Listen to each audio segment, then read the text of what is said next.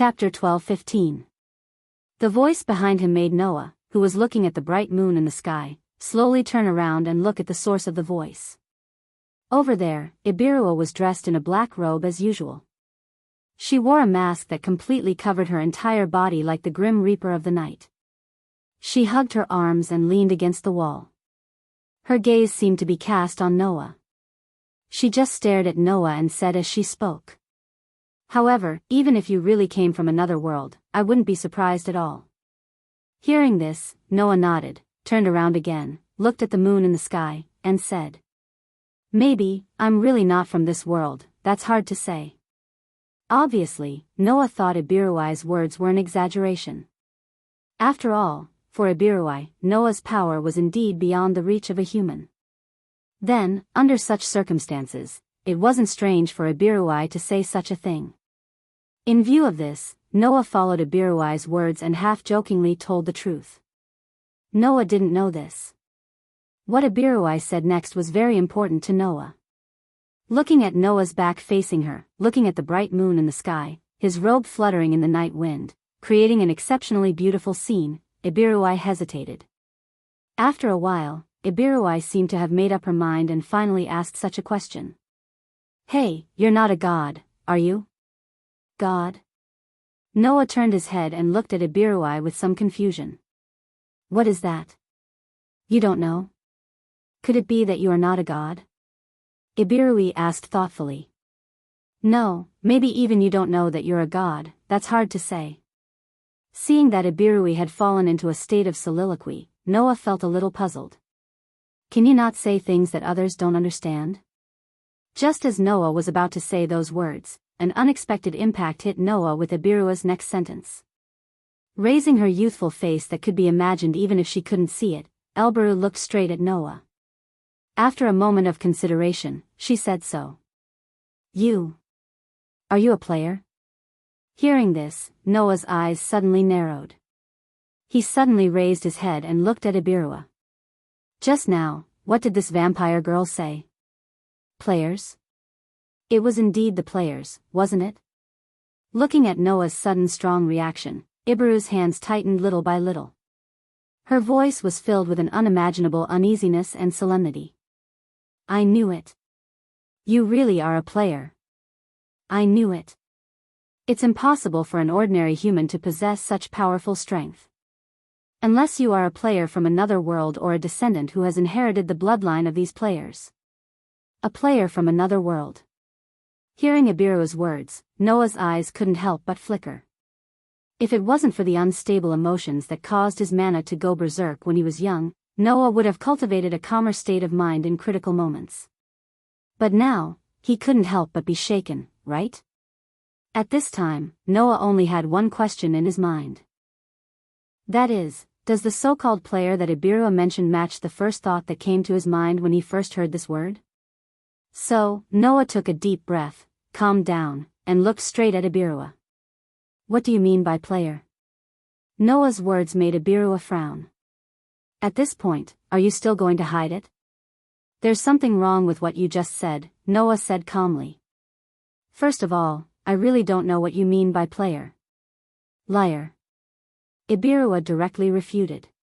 "Your performance just now clearly shows that you know about the existence of players." "Indeed, I know of a type of existence known as the players." Noah looked at Ibirua. "But, I don't know if the players I know are the same as the players you know." Ibirua was a little surprised. "Don't tell me you don't know about the existence of other players?" "Other players?" Noah narrowed his eyes and shook his head. "Impossible. If it's the type of player I know, then there shouldn't be any other similar existence in this world. Why did the tomb in Nasaric transmigrate from the game Yggdrasil to this world? Because of the connection between the two worlds, the data in YGGDRSALL, which should have been in the other world, flowed into this world, and in the process, completed the materialization. According to what Gaia and Alea said, before the tomb in Nasaric transmigrated to this world, there was indeed a player from Yggdrasil that came with it. However, that player should have been intercepted by Gaia and Alea. Then, there shouldn't be a player from Yggdrasil in this world. Although that was what he said, the more Noah thought about it, the more he felt that something was wrong. Come to think of it, they were clearly two completely different worlds. Why did this world have so many similarities with YGGDRSLL? In YGGDRSLL, there were so-called professions. In this world, there were also so-called professions. In YGGDRSLL, there was magic. In this world, there were many spells similar to YGGDRSLL. Even the magical items from Yggdrasil had appeared in this world. For example, a magic sealing crystal that Noah obtained from the sunlight scripture Purgatory was a magic item from YGGDRSLL. Why did these two completely different worlds have so many similarities? This was not a parallel world like Aslan or Edras, nor was it a world of different species like the world of humans and the world of elemental fairies. This was a world that was completely separated, two worlds that existed independently in the between the worlds. Logically speaking, there shouldn't be so many similarities between these two worlds, right? Could it be that in this world, there really were other players from YGGDRSLL? Undoubtedly, Gaia and Alea said that there was only one player that could come to this world, and that player was also intercepted. What was going on? Looks like you really don't know about the existence of other players. Seeing Noah's distressed appearance, Ibirua said thoughtfully. No wonder you didn't react when you heard about the legend of the 8 Desires King. Ibirua's words woke Noah up. 8 Desires King. It had once possessed a great amount of divine power and had briefly dominated this world. No one knew where it had come from. Could it be? Noah looked at Ibirua in shock. The 8 Desires King is a player? Ibirua didn't answer Noah's question. Instead, she pondered for a while and suddenly said. Actually, he's not the only one like the 8 Desires King, who suddenly appeared in this world out of nowhere and possessed great divine power. Once, the existence known as the 13 Heroes, the demon god that they defeated also suddenly appeared in this world, Ibirua said in a low voice. The 6 gods that the Celian theocracy believes in also suddenly appeared in this world. Noah's expression instantly became uncertain. Thinking about it this way, it was true that many famous existences in myths and legends had appeared in such an extremely abrupt manner.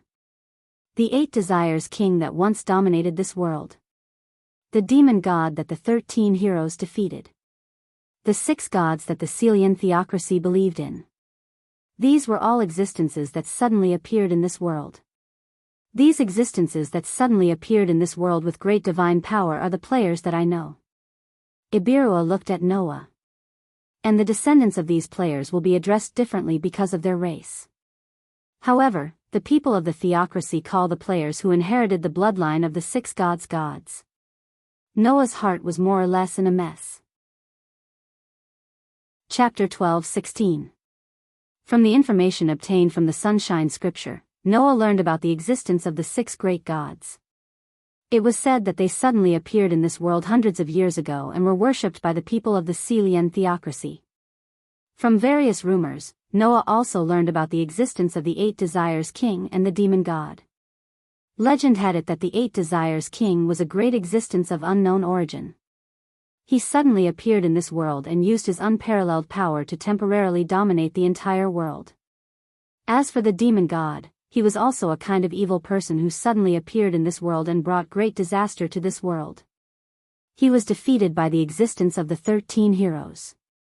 Whether it was the 6 great gods, the 8 Desires King, or the demon god, they were all characters that only existed in human myths and legends.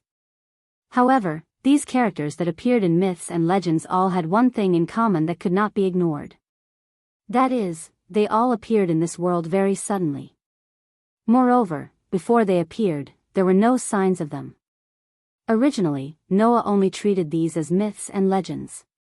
However, if it was really like what Ibirua said, whether it was the 6 great gods, the 8 Desires King, or the demon god, they were all players, then this matter made sense. The reason why they suddenly appeared was because they did not belong to this world. The reason why they had such great divine power was because their level was higher than the highest level in this world, which was only level 35 in the hero domain. The reason why there were many professions and magic that were similar to those in Yggdrasil was because these players brought the professions and magic from Yggdrasil to this world and taught them to the people of this world. The reason why the Sunshine Scripture had the items from Yggdrasil was because the 6 great gods who left these items behind were players from Yggdrasil. All these signs pointed to the fact that players from Yggdrasil had appeared more than once in this world where players from Yggdrasil should not exist. Phew, Noah exhaled deeply, calming down his somewhat chaotic emotions. He immediately raised his eyes, looked at Ibirua, and solemnly said, "Thank you for telling me such important information. This is not worthy of your special thanks." Ibirua was startled at first. She did not expect Noah to suddenly thank her so solemnly. She tilted her head in confusion and asked, "Then, you are a player, right?" "You can say so." Noah smiled bitterly. "At least, I am not from this world." As expected. Ibirua looked at Noah in a completely different way. "Looking at you, you seem to have just arrived in this world not long ago. You are not very familiar with this world, right? Once you are familiar with this world, what do you plan to do with it?" But Ibirua did not say this last sentence. However, this was what Ibirua was the most. There was no other way. The descent of the 6 great gods into this world led to the emergence of the Si Lien cult nation, a nation that rejected all races other than humans and advocated the supremacy of humans. The 8 Desires King had King of 8 Desires King came to this world. The demon god of kings of gods, and brought unimaginable disasters gods. Every time a player came, they would have a great impact on this world. Then, as a player, what does Noah plan to do with this world after coming to this world? Is he going to become a religion like the 6 great gods and build a human country? Is he going to sweep away thousands of armies and rule the world like the 8 Desires King? Or is he going to bring unimaginable disasters to the world like the demon god of gods? Ibirua realized that this seemingly ordinary human in front of her could change this world greatly with just a thought. Is this change good or bad? If she did not confirm it, who would be at ease? As if seeing through the uneasiness and solemnity in Ibirui's heart, Noah sighed and turned around. "You don't have to worry. As long as the people of this world do not provoke me, then I will not do anything to the people of this world." This answer made Ibirua's uneasiness even more intense. So, Ibirua could not help but say, "Then what if someone provokes you?" Noah glanced at Ibirua and said indifferently, "If there's a grudge, then there's a grudge. If there's a grudge, then there's a grudge, right?" This sentence sent a chill down Ibirua's spine. The meaning of Noah's words could not be clearer. As long as they don't provoke him, then he will not come looking for trouble. However, as long as they provoked him, he would not show them any mercy. Ibirua felt that she really needed to tell Haggis and Gudjefu not to provoke Noah for the sake of the kingdom's interests. Otherwise, this corrupt country with internal and external troubles will really be finished. So, Ibirua took a deep breath and asked tentatively, "Apart from you, this time, are there any other players who came to this world with you?" "No." Noah said bluntly. "Apart from me, there are only a few of my subordinates who came with me. They are not players, but something similar to summon monsters. As long as I don't allow it, they will not casually participate in the disputes of this world." "Is that so?" Eleanor sighed in relief and nodded. "I understand. I hope one day you will not become an enemy of humanity." "Enemy of humanity?" Noah looked at Ibirua with a half-smile. "As an undying, you're quite fond of humans." "Is that so?" Ibirua said, not to be outdone. "As a human, don't you get along well with the other races?" Noah shrugged and didn't say anything else. Seeing this, Ibirua also tactfully shut her mouth. She took a deep look at Noah's back before quietly retreating. Only Noah was left. He continued to look at the bright moon in the sky, but his mood was no longer as relaxed as before. Instead, it was full of thoughts. Looks like it is necessary to talk to Gaia and Alea about this matter.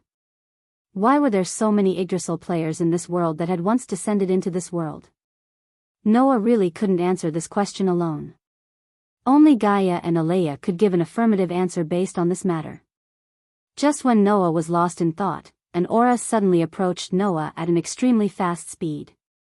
Noah, who was awakened from his thoughts, turned his head in surprise and looked at the entrance of the courtyard. There, like a ninja, Annabelle suddenly descended from the sky and knelt on one knee on the ground, looking at Noah. At this moment, Annabelle's beautiful face was filled with unprecedented worry. Then, Annabelle spoke hesitantly with such worry in her voice. "Sir Noah, Sir Yair has just sent a message." Yair? Noah clearly noticed the worry on Annabelle's pretty face, and an ominous premonition rose in his heart. What did Yair say?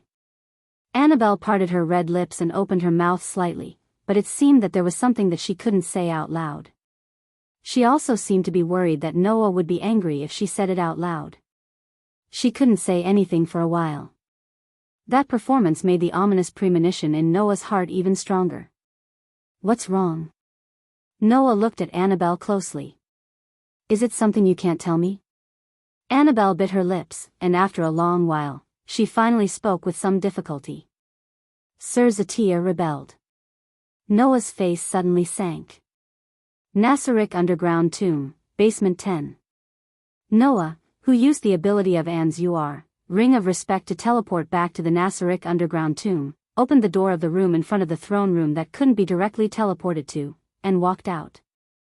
Outside the door, led by Yair, Jan, Mare, Cossitz, Demiurgos, and other guardians were all present. Even Sebastian and the rest of the combat maids were here. Sir Noah. A group of NPCs in the Nasaric Underground Tomb all knelt on one knee and bowed their noblest heads to Noah. Chapter 12:17. There was an unbearable stifling atmosphere in the air. Looking at the NPCs kneeling on one knee in front of him with their heads lowered, not even daring to breathe loudly, Noah could clearly feel the deep uneasiness hidden in their hearts. That uneasiness was mainly directed at Noah. Moreover, rather than uneasiness, it was more like fear. Of course, what the NPCs of the underground tomb were afraid of was not Noah, but whether or not Noah would be disappointed in them. After spending some time together, Noah had a deep understanding of the loyalty of these NPCs. To these NPCs, Noah, the supreme ruler of the great underground tomb of Nasaric, was everything.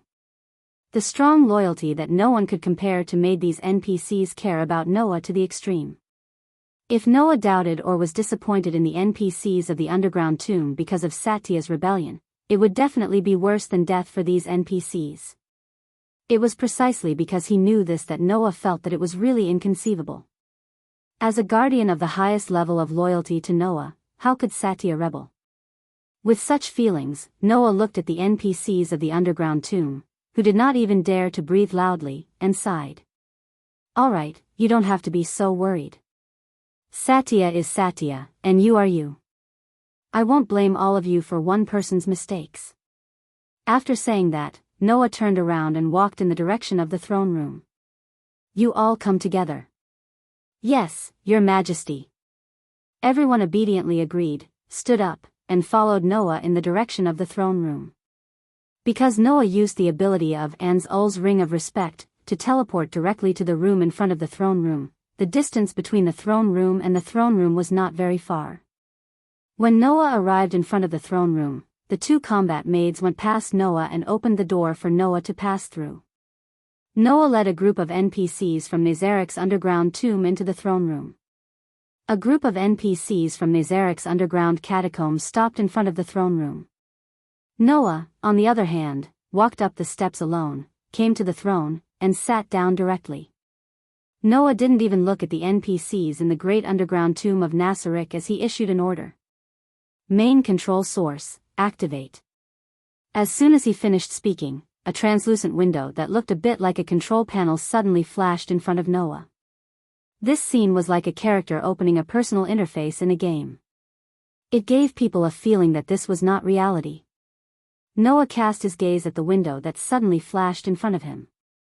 It was a window that was divided into several pages by labels. Each page was densely filled with text. This window was the management system of the underground tomb of Nasaric. It recorded the daily management fees of the underground tomb of Nasarek, as well as the types and numbers of monsters that existed on each floor of the tomb, as well as the various magical traps that were being activated. In Yggdrasil, this window could be opened at any time and place. However, after coming to this world, this main window that represented the operation and management of the underground tomb of Nasarek could only be opened and operated in the throne room, which was equivalent to the heart of the tomb. Usually, when Noah confirmed the operation of the underground tomb of Nasarek, he would first make a general confirmation here, then listen to the detailed reports of the situation on each floor of Yair-Bade's integration. Therefore, Noah was quite familiar with how to operate this main window. With practiced movements, Noah's finger swiped back and forth on the main window a few times and opened the NPC display page. It recorded the names of all the NPCs in the underground tomb of Nasarek. Because the order was determined by level, Noah easily saw the name of the level 100 NPC, Satya. Her name was now in a dazzling reddish-black color. Apart from Satya, the names of the other NPCs were displayed in white text. Looking at Satya's dazzling reddish-black name, Noah frowned and looked at Yair-Bade. This is the reason why you confirmed that Satya betrayed us? When Noah was not in the underground tomb of Nasarek, Yair-Bade was in charge of adjusting and confirming the main window here, as well as the operation and management of the underground tomb of Nasarek. Presumably, Yair-Bade had discovered that Satya's name was abnormal, so he came to this conclusion, right? Not only that. Yair-Bade's pretty face tensed up as if to strengthen his persuasion. After discovering Satya's abnormality, we also tried to contact her, but no matter who it was, we couldn't successfully contact her. In addition, Demiurgos said in a deep voice, the servants that Satya took with her when she left the underground tomb of Nasarek have all been confirmed dead. Every floor of the great underground tomb in Nasarek had its own magical creature. Some of these monsters were ordinary monsters with automatic rebirth, while others were high-level monsters with non-automatic rebirth that required money to be summoned. Among the high-level monsters with non-automatic rebirth, almost every guardian would choose a servant that directly obeyed their orders. Satya naturally had one as well. The servants are dead, and Satya's whereabouts are unknown, right? Noah's fingers tapped rhythmically on the armrest of the throne. After a while, he pointed at Satya's name on the main window and asked, "What does this red and black name mean?" In the underground tomb of Nasarek, if an NPC died, their name would disappear from the main window. However, Satya's name did not disappear. It only changed color. Could it be that this was the color of betrayal? Yair-Bade and the others looked at each other, then stepped forward and answered. Lord Noah, the meaning behind this change in text might be that Satya has been mentally controlled, turning her into an existence that will be hostile to the tomb in Nasarek, Noah said with a frown. Mentally controlled? Noah was startled. That can't be. Satya was a vampire, classified as an undead existence. For an undead, no matter whether it was positive or negative, any mental effects would be nullified. Why would someone like Satya be mentally controlled? I don't know the reason yet, but it is a fact that Satya has become an enemy. Yair-Bade said with an unprecedentedly serious expression and a firm tone. No matter the reason, Satya, who betrayed Lord Noah, cannot be forgiven. Lord Noah, please allow me to recommend myself and form a subjugation team. Cossitz and I, who are invincible in terms of attack and defense, will suppress Satya. No. Demiurgos said with a trembling voice. Considering that among the Guardians, Satya is the strongest one in a duel. If we want to have absolute confidence in defeating her, it's best to let Yauda, who is good at team battles, and Marley, who is the strongest wizard, fight together. That will be better. The other Guardians nodded one after another, their expressions resolute. For these Guardians, betraying the supreme ruler of the underground tomb of Nasarek was unforgivable, no matter the reason. Even if it was against their will. Even if it was their companions. However, Noah's determination caused him to sweep his gaze across everyone present. And then? What will happen after we subjugate Satya? Hearing this, the group of Guardians was about to say something, but they were interrupted by Noah. Calm down and think about it. Satya is an undead. Logically speaking, it's impossible for her to be mentally controlled. But in the end, Satya's mind was still controlled. This way, if you go all out and attack Satya without understanding anything, can you guarantee that you won't be mentally controlled and become a traitor? The guardians held their breaths. Chapter 12:18. When it came to loyalty to the highest ruler of the Nasaric underground tomb, as long as one was a member of the Nasaric underground tomb, there was no one who couldn't hold their heads high and confidently tell everyone that they would never betray him. It was also because of this strong loyalty that everyone present was so angry at Satya's betrayal. Everyone, including Yair Abed and Demiurgos, felt that Satya's betrayal was trampling on this loyalty, right? For the NPCs of the Nasaric underground tomb who had the same loyalty, wasn't this unforgivable? In addition, even if she had no choice, Satya had indeed betrayed the supreme ruler of the Nasaric underground tomb. No matter what the reason was, it would not be able to convince the NPCs of the Nasaric underground tomb to understand. However, if the same thing were to happen to him, what would happen? Yair Abed and the others shuddered just thinking about it. If they were under mind control, even if they were unwilling, what could they do? In the end, they would still betray Noah, wouldn't they? The NPCs of the Nasaric underground tomb were not afraid of death.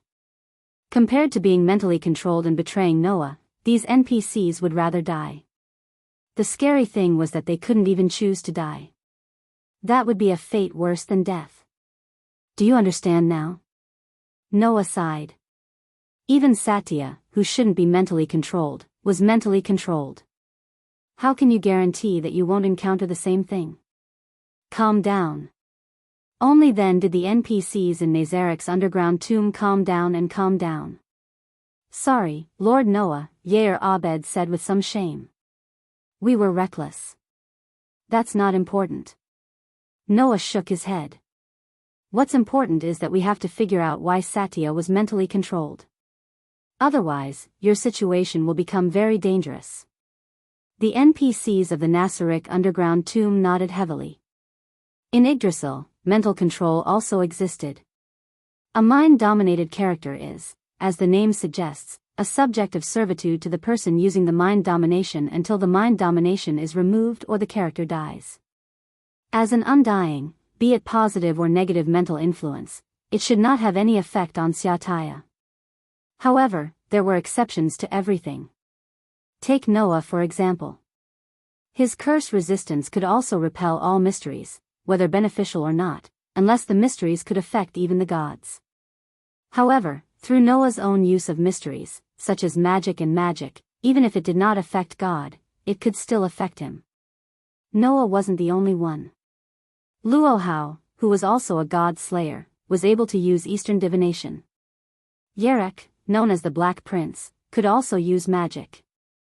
Many of the gods' layers could even borrow the power of magic props that were activated by their own curse power to obtain mysterious help. Moreover, even if the external mysteries would be repelled by the god slayer's curse resistance, if the mysteries were directly poured into the god slayer's body, it would still be effective. For example, Alice, Erica, and Liliana had once used the professor's magic on Noah in a mouth-to-mouth manner. That was the best example. Thinking about it this way, the undying would not be mentally controlled. That might be a relative term. Then, the first thing to consider was under what circumstances could mind domination be effective on the undying Satya, who was at level 100. If they didn't figure this out, the NPCs in Nazaric's underground tomb would all be mentally controlled and betray them. If that happened, they wouldn't even have a place to cry. Yair Bade, Noah said to Yair Bade. Nothing abnormal happened to Satya before she left Nazaric's tomb, right? No. Yair Bade shook his head. At that time, Satya was behaving normally. She didn't show any abnormalities. Then, Satya left the Nasaric underground tomb to carry out the mission I gave her to capture the people of the Celian theocracy, right? Noah asked again. What happened to that mission? It was not completed, Yair Bade answered honestly. Satya suffered from mind control while carrying out her mission. Oh. Noah narrowed his eyes.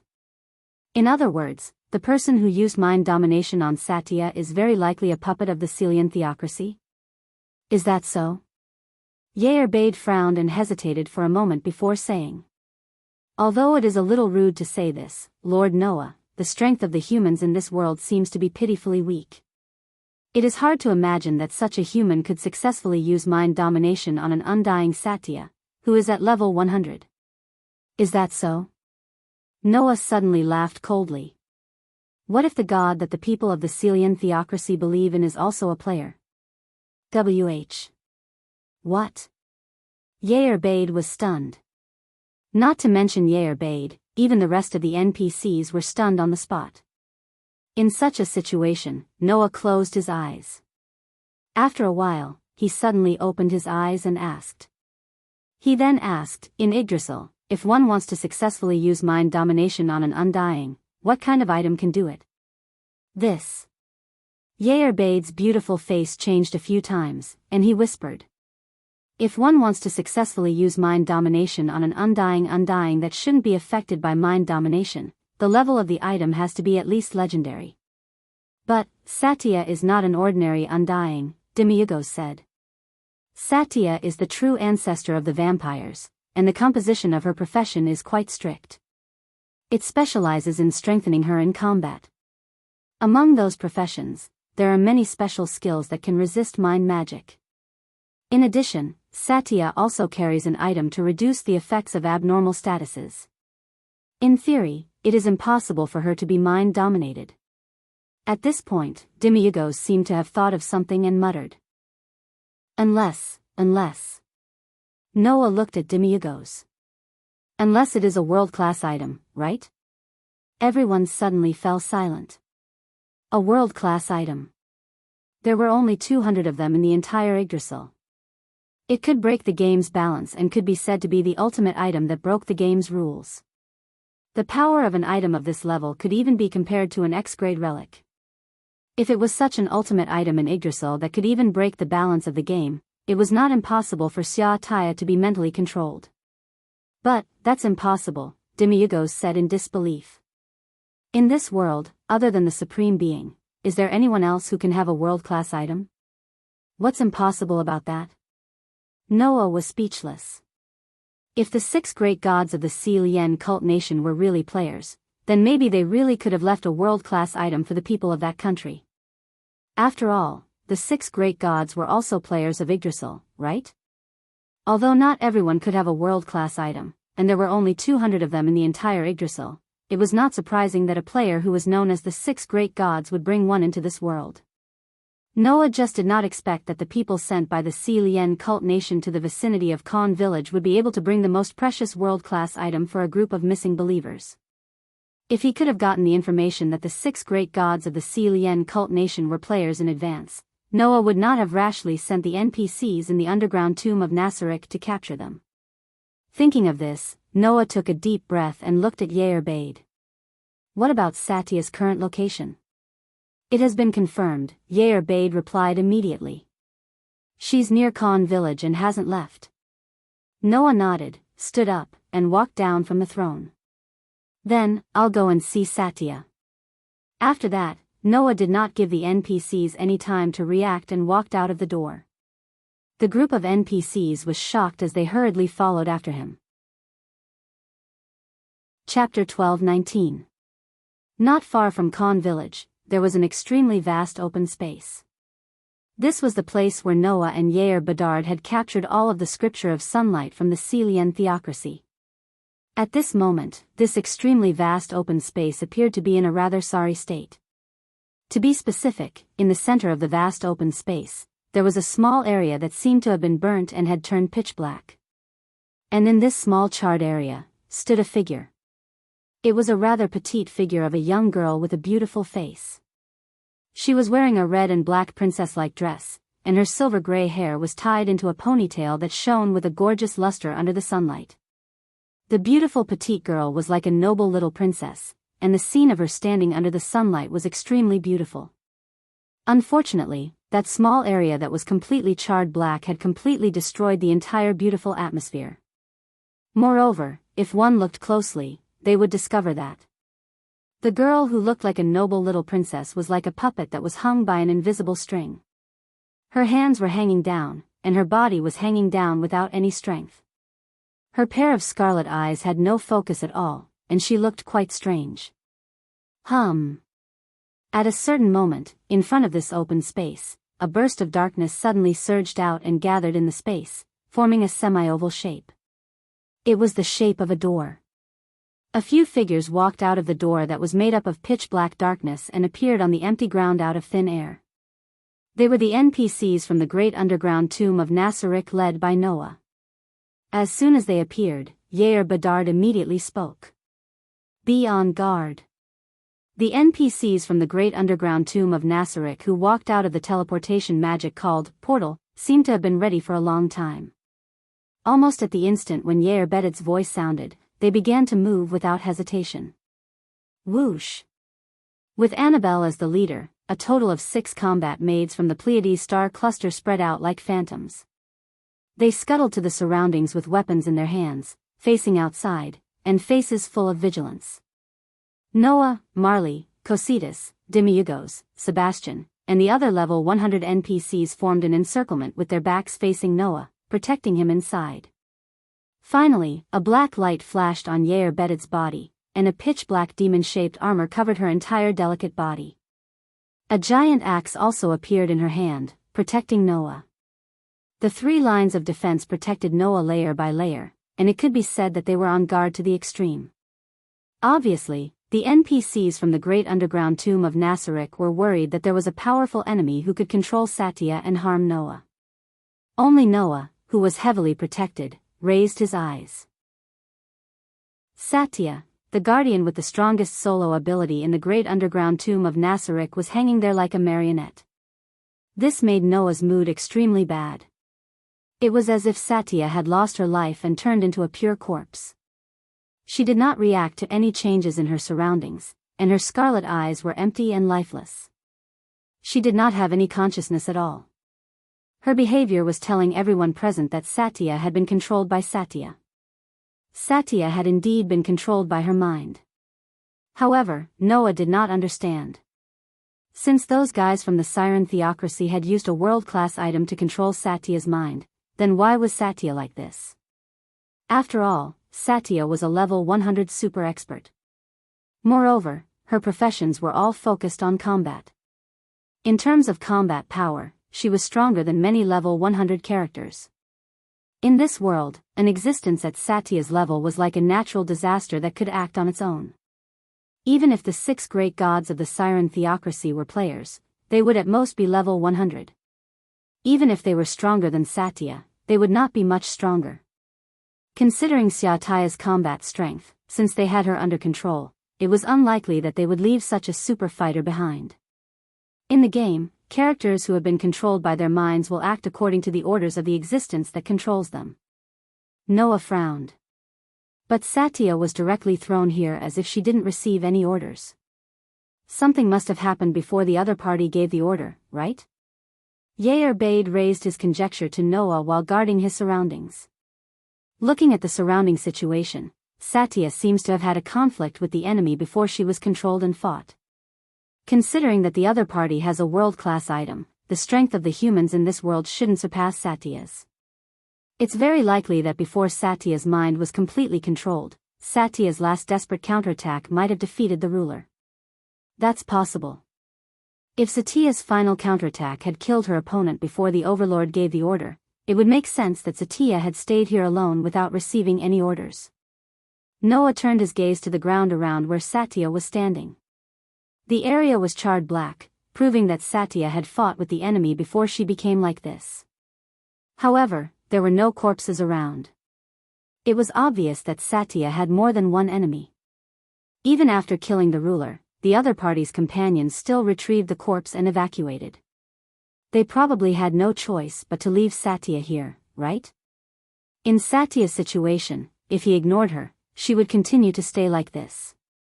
However, if he got too close, or if he attacked Satya, it was very likely that Satya would attack him. Unless he removed Satya's mental control state. At that moment, Noah took out a small silver sword from his waist. Closing his eyes, Noah held the silver dagger tightly and spoke softly. Aster, can you remove the mental control from Satya's body? As the highest level elven device and one of the strongest, even the 5 elven monarchs had to be wary of its power. Aster had a curse resistance ability that was even more illegal than the God Slayer. Therefore, if it was the Demon Slayer, there might be a way to remove the control of the world-class item on Satya. Aster's voice sounded in Noah's mind. No problem. I'm Master's sword. As long as I have sufficient divine power, unless it's at the level of the gods that Master has killed, I have the ability to remove all mysteries. Aster's voice eased Noah's expression. But the next moment, Aster's tone changed. But if I want to remove the mental control of that vampire, I have to stab my elven device into her body. This time, Noah's brows furrowed. But if I get close to her, she'll attack, right? Yes. Aster's voice sounded in Noah's mind. So, Master, please be prepared to fight that vampire. Noah fell silent. Fight against Zaisha? Lord Noah. Yerbade seemed to have seen through Noah's thoughts and suddenly said. If you want to suppress Satya, please allow us to accept this mission. That's right. Demiurgos also said. Although we know that the Supreme Sovereign is worried that we will be under mental control like Satya, if we fight Satya, the Supreme Sovereign might also be under mental control. That's something that can't happen. Lord Noah. Yal, Mare, Cossitz, Sebastian, and the others all said in unison. Please give this mission to us. Noah did not speak. He opened his eyes and looked at the marionette-like Satya in front of him. After a while, he turned around. Send people to keep an eye on the surroundings. Don't let anyone come close. If you find anyone from the Si Lien cult nation, take them down immediately. After confirming that no one is secretly watching, we'll deal with Satya's matter. Hearing this, the NPCs could only nod. Chapter 1220. Nassarik Underground Tomb, Underground 9th Floor. In the bedroom, Noah laid on the bed as soon as he came back. He stared at the ceiling as his dark eyes fluctuated with intense emotions. Frankly speaking, Noah was rarely like this. Therefore, if someone who understood Noah saw this scene, they would definitely be shocked, right? In fact, Noah's current mood was indeed quite anxious. That's right. He was anxious. Because of Shesha's matter. Wang. A dazzling white light rose from Noah's body and set off a burst of light particles. They moved back and forth in the air and converged into a human figure. Within the light, Aster's petite figure slowly appeared. Her beautiful silver white hair cascaded down her back like a waterfall. Her fair skin looked like pure white ivory under the dazzling white light. Aster slowly opened his eyes amidst the radiance. His mysterious gaze fell on Noah. Looking at those beautiful eyes, Noah even had a feeling that he would be sucked in at any moment. Under such circumstances, the light gradually dissipated. Aster rode on Noah's body and placed her hands on Noah's chest. Her delicate body leaned forward and looked down at Noah, who was lying in front of her. Her tender face didn't have any emotions. From Noah's perspective, Aster was so beautiful that it was tragic. No matter who it was, even if they were women like Aster, they would be moved when they saw such a beautiful Aster. However, Noah wasn't in the mood for that. Aster. Noah looked up at Aster and bitterly smiled. You're not wearing clothes again. Yes. Aster, who appeared from the light, didn't wear any clothes as usual. Her tender but extremely beautiful body was exposed in front of Noah's eyes. Of course, that pair of ivory smooth thighs was still wearing something called knee socks. The sword fairy, who was wearing knee-high socks, maintained her posture of riding on Noah's body. She looked down at Noah from above and her mysterious eyes swayed slightly as she spoke. I think that this attire should be able to make Master happy. Happy? Noah felt a little powerless. It's not the first time I've seen it. Is that so? Aster's tender face moved closer to Noah, to the point where it wouldn't be strange if they kissed. Her flickering eyes were a little moist. In other words, Master is tired of looking at my body? Can you not use such misleading words? Noah felt that his body was becoming weaker, so he simply said so. Aster, who asked you to appear in this attire so often? Why don't you take off your knee socks? Take off my knee socks. Aster's expressionless face turned red at a speed visible to the naked eye. Moss. Master is really a pervert. It was still the same unfathomable sense of shame as before. However, because of this weakness, Noah was able to use the same trick to deal with Aster when she appeared in this attire in the past. Therefore, Noah continued to use the same trick that had worked so well in the past. If you don't want to take off your knee socks, then you have to obediently put on your clothes. As long as Noah said this, then this elf girl who had an unusual sense of shame about exposing her thighs would obediently put on her clothes, allowing Noah to avoid a lot of stimulation. Unfortunately, this time, Noah was destined to be surprised. Aster's adorable face turned redder and redder, but she didn't put on her clothes due to shyness as Noah expected. Instead, she revealed a determined expression. I understand. Saying this, Aster's trembling hands removed her knee socks under Noah's astonished gaze. In the next moment, a pair of white and smooth thighs were exposed in front of Noah. Until this moment, Aster was completely naked. Aster? Noah was really surprised. The sword elf named Aster's sense of shame was different from ordinary girls. Ordinary girls wouldn't be able to calmly show their naked body in front of the opposite sex. But Aster could do it without batting an eyelid. Ordinary girls would think that showing their thighs would increase their charm. But Aster was abnormally shy about this matter. For Aster, the act of showing her thighs was no different from a young girl showing her naked body in front of the opposite sex. In the past, Aster had never done this before. She only did it once in a fit of pique when she was jealous of Wendy. But this time, in front of Noah, Aster showed her thighs that had always been tightly protected. This was enough to make Noah feel bewildered. Aster, who had removed her knee socks, was still riding on Noah's body. Her white and smooth thighs couldn't help but tremble slightly. Her petite and slender body was curled up into a ball, and her face was flushed red. This way, Master will be happy, right? Obviously, Aster was really shy. Aster. Noah could only stare blankly at Aster. Why? If it was in the past, even if the other party was Noah, Aster would never do this. What was going on? Perhaps because she heard the confusion in Noah's voice, Aster looked straight at Noah. Although her face was flushed due to shyness, Aster still said this sentence. Because Master's mood seems to be very bad, so Aster wants to make Master happy. This sentence made Noah instantly speechless. Master. Aster once again moved her face closer to Noah, as if she wanted to see something from Noah's eyes. She stared straight into Noah's eyes. Are you blaming yourself? This time, Noah was silent. Seeing Noah like this, Aster's eyes flickered as she spoke out Noah's thoughts. Does Master feel that it's entirely his fault that vampire called Satya's mind was controlled? It had to be said that Aster guessed correctly. This was the reason why Noah's mood was so unusually anxious.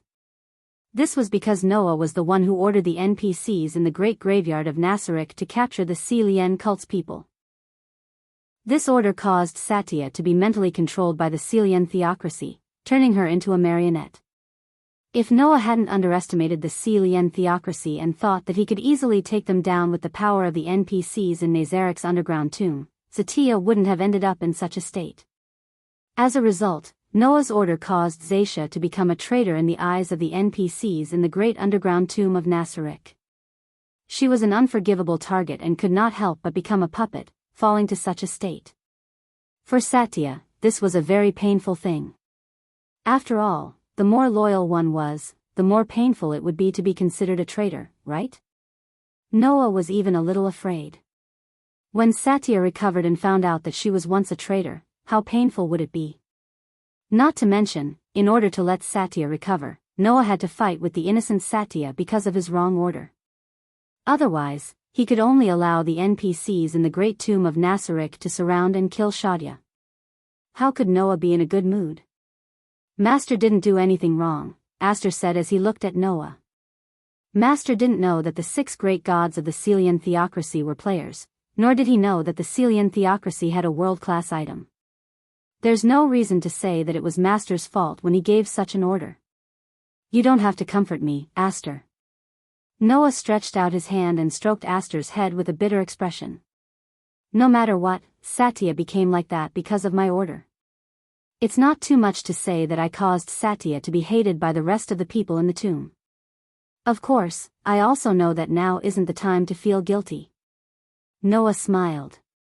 So, give me a little more time, okay? I understand. Aster pondered for a moment, then said. Then, let me make Master feel better. Chapter 12:21. Make me feel better? Aster's words made Noah more or less stunned. But before Noah could react, Aster, who was riding on Noah, suddenly lowered his body, closed his eyes, and lightly kissed Noah's lips. Chirp. With a soft sound, Aster's delicate lips parted. However, the touch of those soft lips lingered in Noah's heart for a long time. How is it? Aster continued to stare at Noah's eyes, his eyes filled with mystery. Can this make Master feel better? Hearing this, Noah snapped out of his daze and laughed bitterly. Where did you learn this trick? In the guild. Aster said. When Mira and Lisanna treat Master like this, Master's mood will become better. Is that so? Noah suddenly felt a little awkward. How come I don't know? But, Aster knows. Aster looked at Noah expressionlessly.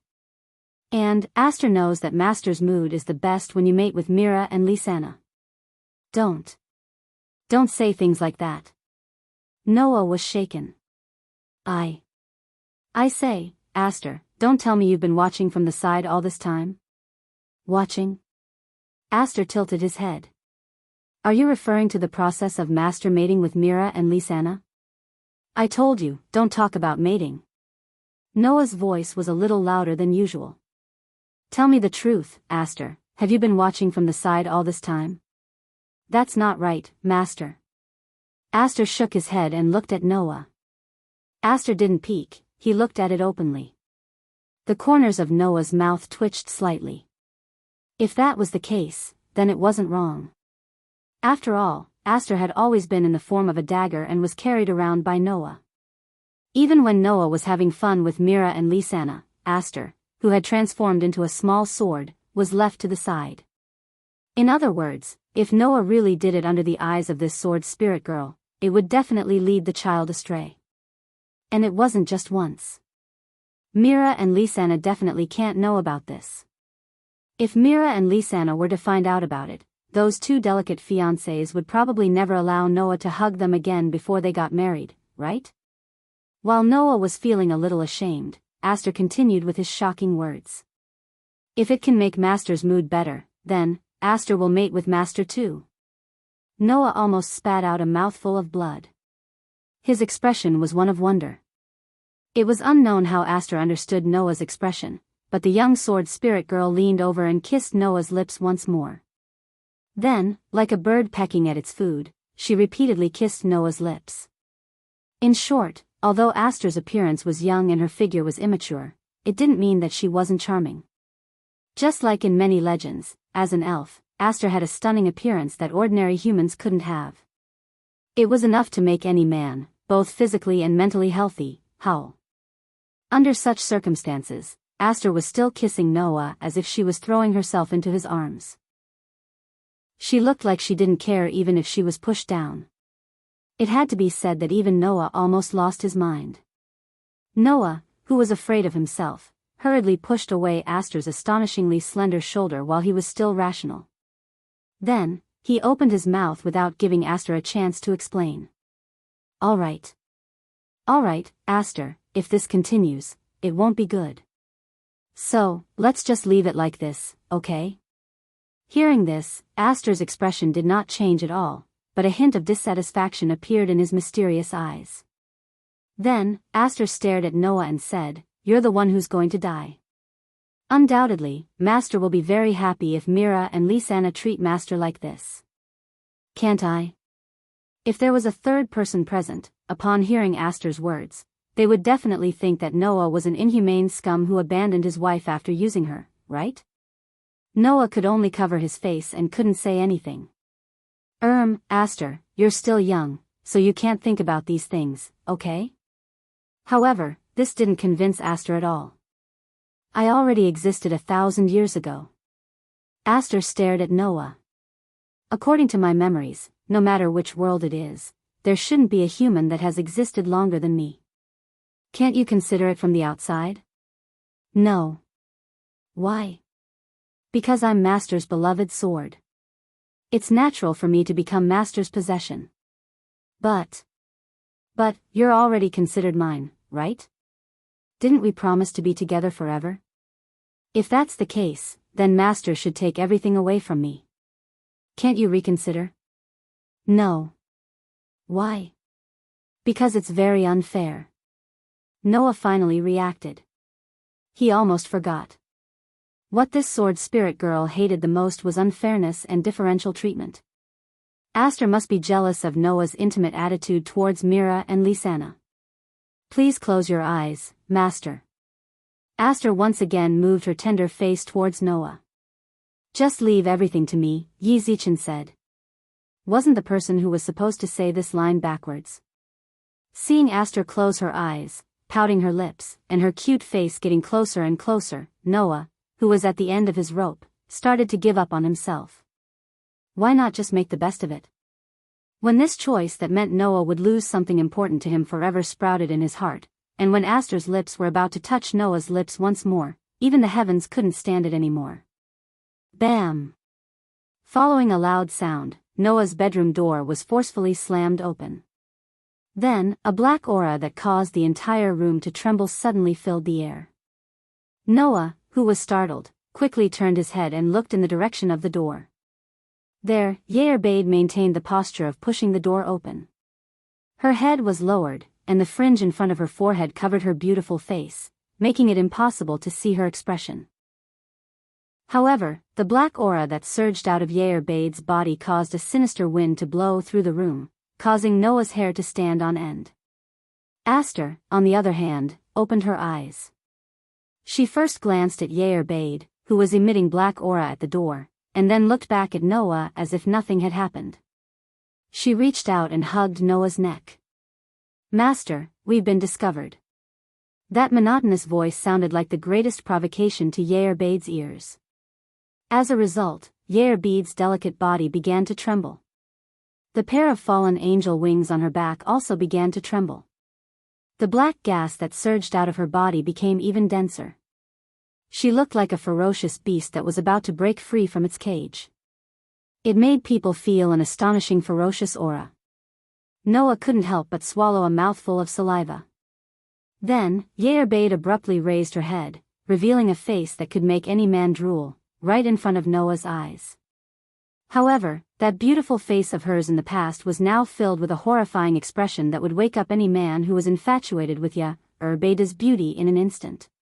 "Lord Noah." Yerbade walked unsteadily towards Noah like a zombie. "Undoubtedly, I can do it any time I want, but you've rejected me time and time again. Now, you're hiding in your room and doing something so enviable with that elf over there. Lord Noah, don't you think this is really unfair?" Looking at Yerbade's cursed body, Noah's heart trembled with fear. Calm down, Yerbade. Anyway, calm down first, okay?" Yerbade's beautiful face twisted. "How am I supposed to calm down?"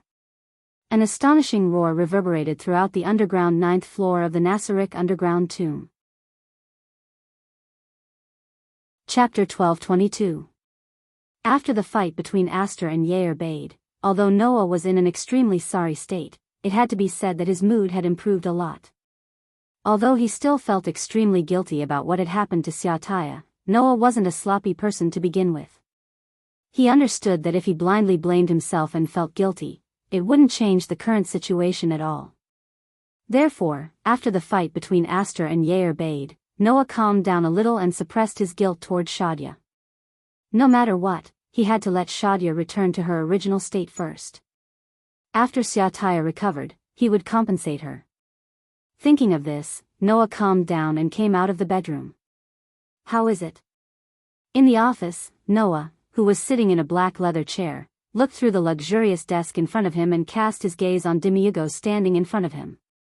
"Did you find an ambush by the Celian theocracy around Shadia?"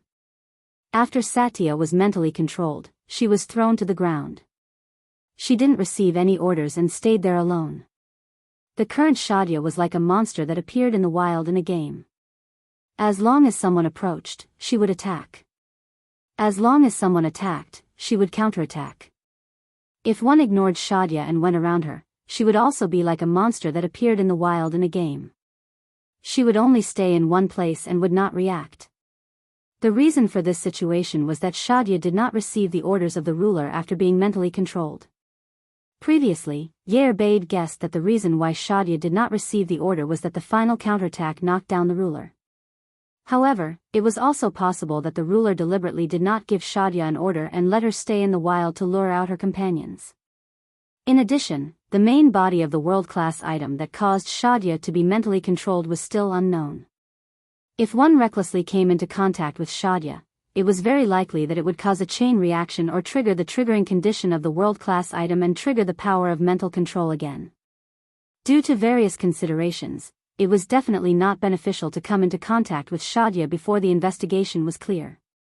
In view of this, when Noah returned, he had Demiurgos in charge of investigating Zacia's surroundings.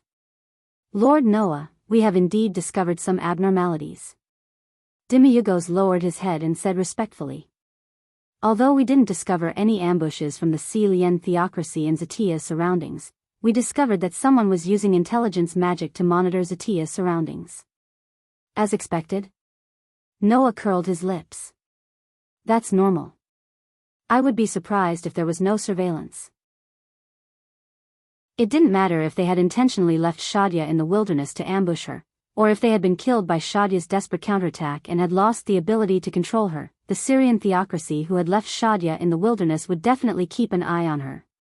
Even the members of the sacred scripture of Sunshine, who were supposed to be his companions, were under the surveillance of the Syrian theocracy, let alone an actual enemy like Zacia. However, the Syrian theocracy's surveillance shouldn't have existed since the beginning, right? Noah knocked on the table in front of him. "When I went to Zatia's side, I didn't feel like I was being watched." "That's not the case, Lord Noah. After we discovered Zatia's abnormality, we sent troops to investigate. At that time, we had already discovered that a third party was using intelligence magic to monitor Zatia," Demiurgos said. "In order to prevent the information from leaking, we set up a barrier around Zatia that can block the detection of intelligence magic. Please forgive us for acting on our own accord." "No, you did the right thing. You did nothing wrong."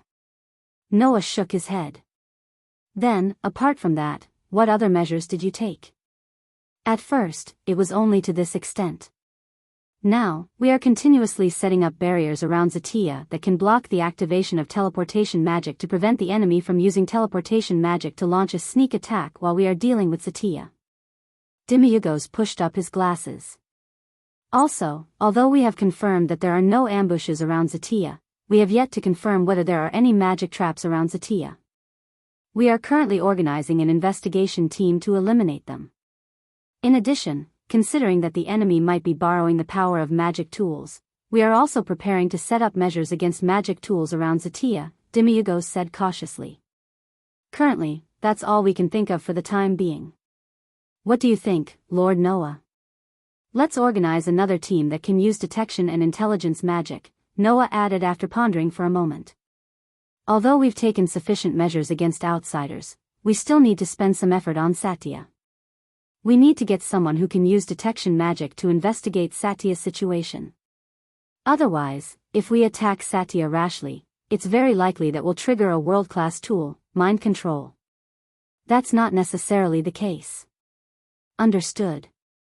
Demiurgos nodded solemnly. Regardless of whether there was an ambush by the Celian theocracy around Zatia, Zatia's mind control was an extremely serious problem. Even Zatia, a level 100 NPC who was undying, was affected by mind control. In that case, there was probably no one in the large underground tomb in Nasaric who could resist the same effect. If a second person was affected by mind control, it would be troublesome. After all, no one knew if the world-class item used on Zatia would have the same effect on people who were too close to her. Therefore, he had to be very careful with his detection. In addition, it is very likely that the other party has obtained some information about the large underground tomb in Nasaric from Zatia. Noah glanced at Demiurgos. Therefore, put the entire large underground tomb in Nasaric on alert. Yes. Demiurgos nodded his head obediently and replied. By the way, Lord Noah, we have arranged spies around Zatia according to your instructions. We have discovered that Yelantil, who is the closest to here, seems to be moving. Yelantil? Noah frowned. What's the matter? I guess the battle between Zatia and the Celian theocracy has attracted Yelantil's attention? Demiurgos said.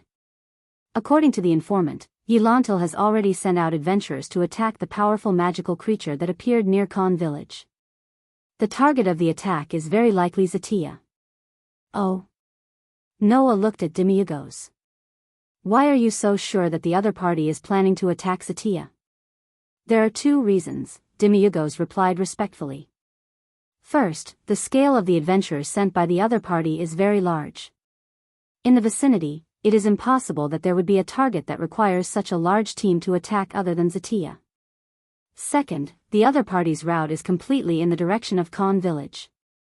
There is no mistake. A team of adventurers? Noah asked thoughtfully. What kind of scale? All of them are at least silver rank, Demiurgos said.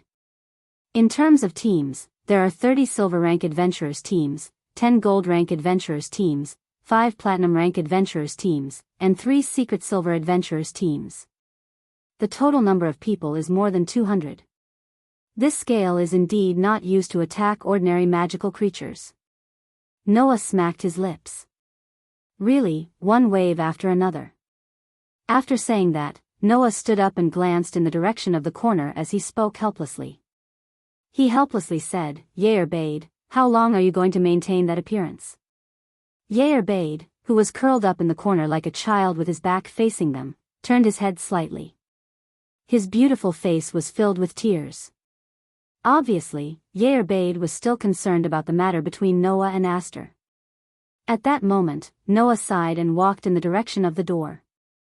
Yair Bade, if you plan to continue like that, then I won't bring you out. Hearing that, Yair Bade jumped up as if he was flying. While flapping the wings on his back, he chased after Noah.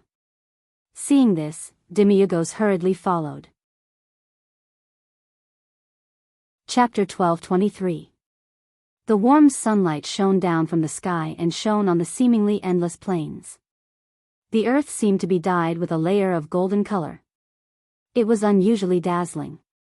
At a certain moment, on the edge of such a plain, a group of people riding horses quietly appeared. It was a group of people wearing completely different equipment. Rather than a group of people, it was better to say that it was a group of people forced together by several groups of people to move together. The number of these people was about 200. Moreover, they were basically all men. And these people all had one thing in common. That was, on their necks, they all wore a metal plate. Some wore metal plates made of silver. Some wore metal plates made of gold. There were even some who were wearing precious metal plates made of platinum. Under the sunlight, the metal plates glowed with dazzling colors. In this world, there was only one kind of human who would wear metal plates like this. That was the adventurers. These people riding horses, galloping from the edge of the plain, were all adventurers. Moreover, they were adventurers who were at least silver level and above. In such a group of adventurers who were at least silver level, there were also gold level adventurers, and there were even platinum level adventurers. This was a very rare scene. Because, generally speaking, whether it was a kingdom, an empire, or a theocracy, the adventurers of platinum level and above accounted for about 20% of the adventurers in the country. And in the kingdom, the number of adventurers was about 3,000 people. Based on this ratio, in the kingdom, there were only about 600 adventurers of platinum level and above. In this way, perhaps it did not reflect the preciousness of the adventurers of platinum level and above. But if this data was compared to the population of the kingdom, it was much more obvious. According to estimates, the total population of the kingdom was more than 8 million. Among these 8 million people, there were only 3,000 adventurers, and only 600 adventurers of platinum level and above. If this was the case, then it was understandable, right? That was right. There were so few adventurers of platinum level and above. But in this group of people, there were at least 30 platinum level adventurers. In addition to the rest of the silver level and gold level adventurers, the strength of the group was already to the point that it was not strange to use them in a war. But this was not the most important thing. The most important thing was that at the front of this group of people, there were 3 adventurer teams wearing even more noble metal plates. It was a metal plate made of mithril. In other words, at the front of this group of people, there were 3 mithril adventurer teams that were above platinum level adventurers. Kralgla, Sky Wolf, Rainbow. These 3 teams of mithril adventurers were the strongest adventurer teams in Yelanter. However, Yelanter didn't have any mountain copper rank that was higher than mithril rank. As for the highest grade, the fine steel grade, there were only 2 in the entire kingdom. It was even more impossible for Yelantil to have one. Yelanter's adventurers teams, Yelanter's adventurer teams, Yelanter of Yelanter's adventurer teams, Yelanter, Lanter, Yelanter. In this way, the leaders of the 3 mithril adventurer teams became the leaders of the entire adventurer team. They were the 3 strong men who took the lead and charged at the front of the large group. Kralgla's leader, Igvok. Sky Wolf's leader, Palati. Rainbow's leader, Moknak. The leaders of the 3 mithril adventurer teams showed their leadership at this time. They rode their horses and rode at the front of the large group, leading the large group of adventurers that totaled more than 200 as they galloped on the boundless plains. Rumble. Numerous sounds of horse hooves converged together, forming a rumbling sound that made the earth tremble. Dense smoke and dust rose behind the group of horses as the large adventurer team galloped, filling the space of the plains. Looking at the vast momentum, it really gave people a feeling that even if they were fighting on the battlefield, these 200 people would be able to flatten a vast army. It was precisely because this large group of adventurers was so large that some people were puzzled. Such a large group, it should be enough to go against the army of the Empire, right? Igvok smacked his lips. It's just to deal with a mere monster. Is there a need to mobilize such a large group of adventurers? In order to better suppress monsters and prevent humans from being harmed by monsters, almost every city's adventurers guild would regularly organize magic chanters who were proficient in intelligence magic to explore the surrounding areas of the city. From there, they would find the settlements of various monster tribes and the location of powerful monsters. A few days ago, the Adventurers Guild just happened to conduct a survey. As a result, they found that there was an individual with an astonishing magic reaction in this area. That terrifying magic reaction was definitely not at the level that a human could have. And after further investigation, the Adventurers Guild also confirmed. That individual was not a human, but an undead that hated the living. Therefore, the entire Adventurers Guild fell into chaos and an emergency meeting was held. Those who participated in the meeting were not only the Guild Master of the Adventurers Guild, but also the Guild Master of the Mages Guild and the Mayor of the city in Yelanter, as well as the leaders of the 3 most advanced mithril adventure teams in the city. After a round of discussion, the entire upper echelon of Yelanter felt that it was too dangerous to allow the undead with an astonishing magic reaction to continue existing. The undead generally hated the living. If they were allowed to continue existing, perhaps the other party would use its terrifying power to carry out a massacre in the surroundings, to the extent that it would threaten the safety of the entire Yelanter city. In view of this, the Adventurers Guild, the Mages Guild, and the mayor of the city all decided to jointly fund and hire a large number of high-level adventurer teams, including 3 mithril adventurer teams, to form a large team to crusade against the monster that appeared near Khan village. Igvok had always felt disdain towards this. It's just an undead, not a giant snake monster. Isn't it too much of a fuss to actually mobilize so many people?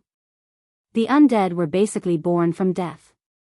Moreover, in the beginning, it was basically impossible for an overly powerful undead to be born. The existence of the undead was actually like a venomous worm. Only in a large number of undead would there be a high possibility of an even more powerful undead being born. Therefore, under normal circumstances, the powerful undead would be surrounded by an extremely large number of low-level undead. There were very few powerful undead that existed individually. Therefore, knowing that the opponent this time was only a single undead, Igvok was so disdainful. It had to be said that Igvok's arrogant speech made the leaders of the other two Mithril adventure teams very unhappy. Moreover, this was not the first time Igvok had spoken like this. At that moment, Parodi and Moknak, who were also the leaders, looked at each other and said what they had said countless times before. Since the Adventurers Guild and the Mages Guild have already used the intelligence magic to confirm, then there's definitely no mistake. We can't be careless. Otherwise, it wouldn't be strange if we were to die at any time. Igvaki let out a cold snort when he heard Parodi and Moknak's words. I say, no matter what, you guys are the leaders of Mithril adventure teams like me. Isn't it too embarrassing to be so afraid of an undead? Such a sentence made Parodi and Moknak furious. However, considering the harmony of the team, the leaders of the two Mithril adventure teams chose to tolerate it. After all, they were not as arrogant and foolish as Igvok. Let's cut the crap, Parodi said with a straight face. We're almost at our destination. If we continue to complain, it would be too embarrassing for us as adventurers. It's time for the people behind to prepare for battle, Moknak said in a similarly unfriendly tone. Don't be caught off guard by the enemy and cause unnecessary casualties. Igvok turned his head away without saying anything. However, when he turned his head away, Igvok was suddenly startled and exclaimed in surprise. What's that? As soon as he said that, whang! A huge magic light beam suddenly shot out from the front. Chapter 12:24. Amidst the reverberations of space, a gigantic magical beam that was about 2 meters in diameter abruptly appeared over the boundless plains. It cut through space, rubbing against the air as it streaked straight towards the group of adventurers. The group of adventurers didn't even have time to react before the huge mana beam suddenly shot over and landed on the ground not far in front of Igvaki, Parodi, and Moknak. The sudden appearance of the magical beam didn't directly bombard the ground. Instead, it was like a laser that swept across the ground in front of the group of adventurers. Boom! Boom! Boom! In an instant, wherever the laser-like magic power beam swept across the ground was blasted apart, setting off astonishing shockwaves and sand. Pieces of gravel shot out in all directions like bullets fired from a gun. The sudden huge commotion caused the horses carrying the adventurers to let out frightened neighs. Without the consent of the riders, they abruptly stopped, straightened their upper bodies, and kicked their powerful front legs in midair. The adventurers riding on the horses all fell down one by one due to the violent movements of the horses in a state of panic and landed heavily on the ground, letting out painful groans. In just a short while, the group of adventurers who were advancing on the plains like a vast army fell into a state of panic. Some of the adventurers were even trampled by the violent horses. If it weren't for the fact that these adventurers were strong and equipped with a certain degree of equipment, they would definitely have been injured under the hooves of the horses. Now, they were considered lucky that they were only in a state of chaos. Don't panic. Parodi, who also fell from his horse, hurriedly yelled. Everyone, calm down. Quickly adjust your posture. Prepare for battle. Moknak also yelled. It's very likely that the enemy has already attacked. From this point of view, Parodi and Moknak were indeed the leaders of the Secret Silver Adventurers team. They were calm in the face of danger and had the mentality to deal with any unexpected situation. Only Igvaki, instead of paying attention to his companions, focused more on the attacker who made a fool of himself. "Who's there?" Igvaki roared furiously at his surroundings. "Who's playing tricks here? Come out." Igvaki's voice turned into an echo that reverberated in the sky above the plains. About 2 to 3 seconds later, a voice that was so cold that it was close to terrifying reverberated in the space in response to Igvaki's words. "How dare you speak to our Supreme Honorable like that? You deserve to die." Along with this sentence, a terrifying evil aura expanded in the entire space. It was a terrifying aura like that of a ferocious ghost that emerged from hell. Bathed in such a terrifying aura, all the adventurers from Lantern present stiffened. Their faces turned ghastly pale in an instant. They looked as though they were being stared at by a ferocious beast and didn't even dare to move. Soon after, the sand and dust that filled the entire space gradually settled down, allowing the frozen adventurers to see the scene in front of them clearly. It was only then that all the adventurers present saw it. There was a rock about 100 meters in front of them. There were figures standing around the rock. Although they were more than 100 meters away, the adventurers could still see the full appearance of those figures clearly. The first thing that caught the attention of all the adventurers present was a figure that made all the pale-faced adventurers widen their eyes in shock. It was a young girl. She seemed to be guarding the side of the rock and was standing under the rock. She was the closest to the rock. The young girl's appearance could be said to be breathtaking. She was so beautiful that it was truly tragic. She even had a gentle smile on her face, as though she was a goddess that descended from the sky. However, behind such a goddess, there was a pair of pitch-black wings near her lower waist. It was that pair of pitch-black wings that made all the adventurers tremble. Looking at that beautiful figure that was both sacred and evil, Parodi inadvertently murmured, "Demon. Demon. A demon that brought destruction with violence. A demon that brought about depravity with wisdom." This kind of otherworldly existence was collectively known as the demon. It was said that it was an extremely ferocious and evil demon. The meaning of its existence was to eliminate all the good people who had reason. It was also the so-called synonym for evil. Among the people present, there was almost no one who didn't know about the existence of the demon. It was because more than 200 years ago, it brought a huge disaster to the world and was finally eliminated by the 13 heroes. The evil existence known as the demon god was the king of the demon. This demon king led an army of demons and almost wiped out all the intelligent races in this world. If the undead were demons that hated the living, then the demon would be demons that tortured the living. If they encountered the undead, they would at most die. But if they encountered the demon, they would truly be better off dead. Who wouldn't be afraid of such an existence? What's more, the demon there wasn't just the unbelievably beautiful young girl alone. Not far from the girl, there was a man with a long steel tail, wearing a strange suit, and looking like an ordinary human male. Although he looked like a human male, the steel tail behind him and the evil aura that pervaded his body told everyone present that he wasn't a human. He was definitely not a human, but a demon.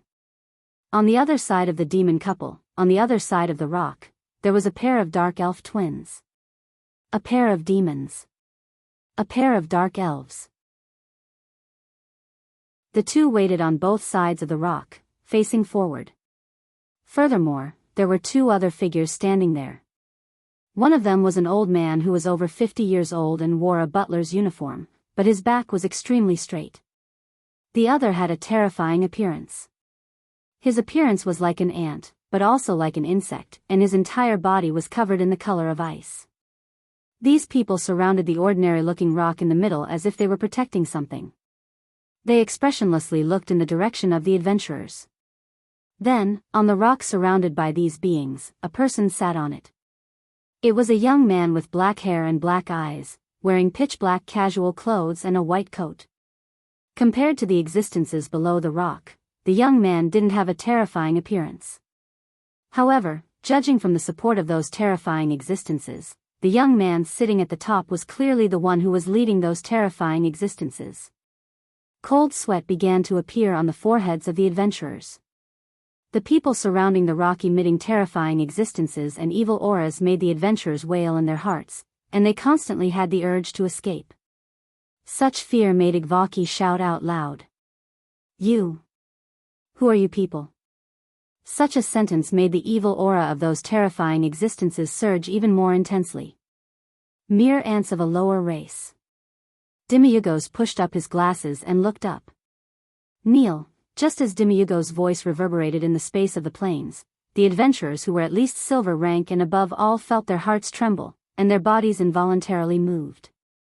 Accompanied by a series of sounds, the adventurers, including Igvaki, Pilati, and Moknak, who could rival an army, all involuntarily knelt on the ground.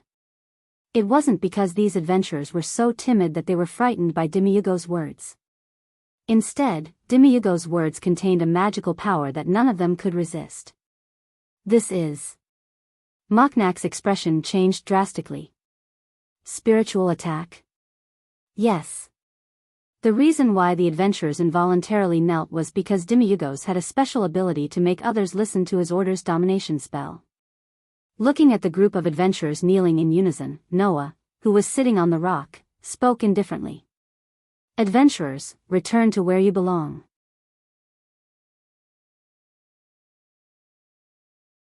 Chapter 12:25.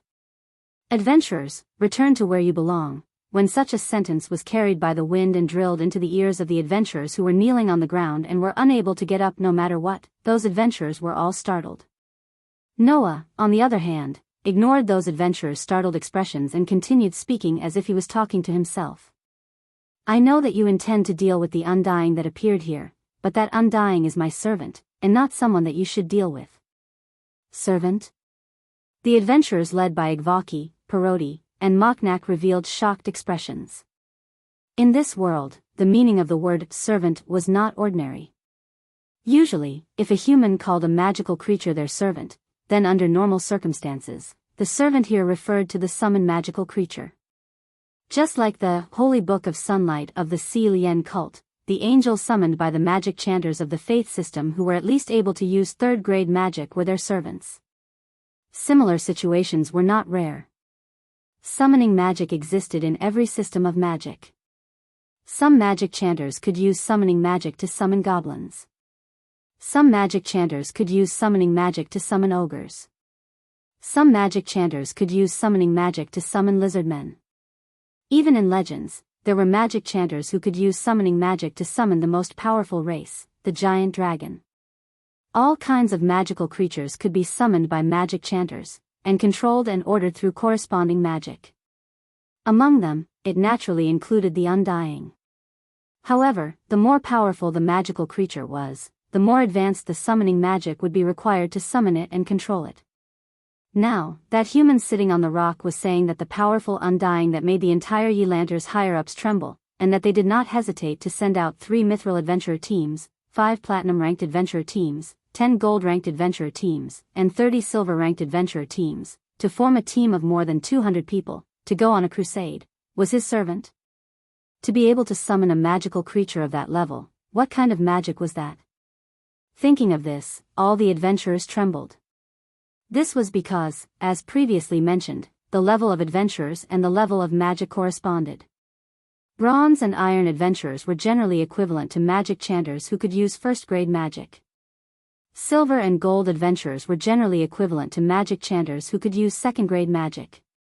Platinum-ranked and mithril adventurers were generally equivalent to magic chanters who could use third-grade magic.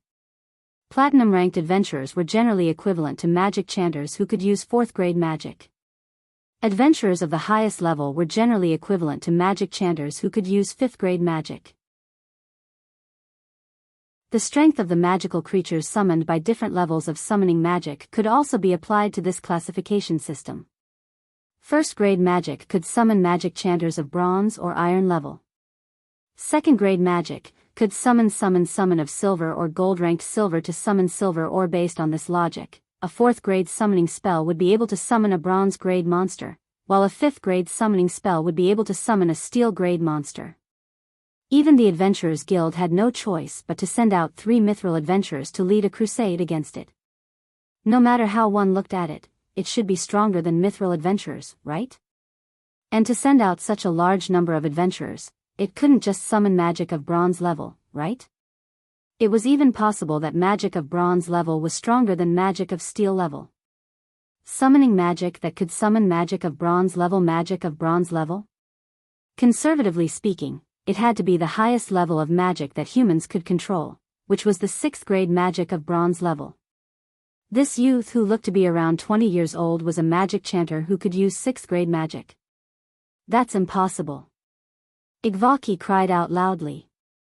There is no one who can use 6th grade magic in the kingdom. There is only one in the empire. Do you think I will believe your nonsense?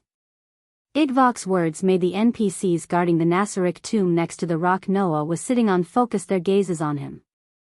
Those gazes were filled with an unprecedented murderous aura. Igvok, who was only secret silver level and had not even reached level 20, was targeted by the murderous aura of 6 level 100 NPCs. His vision turned black, and his chest tightened.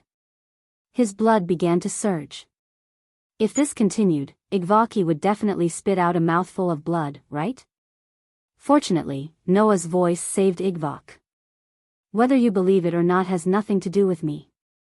I am just giving you some advice because I know a few people in the kingdom who are also adventurers.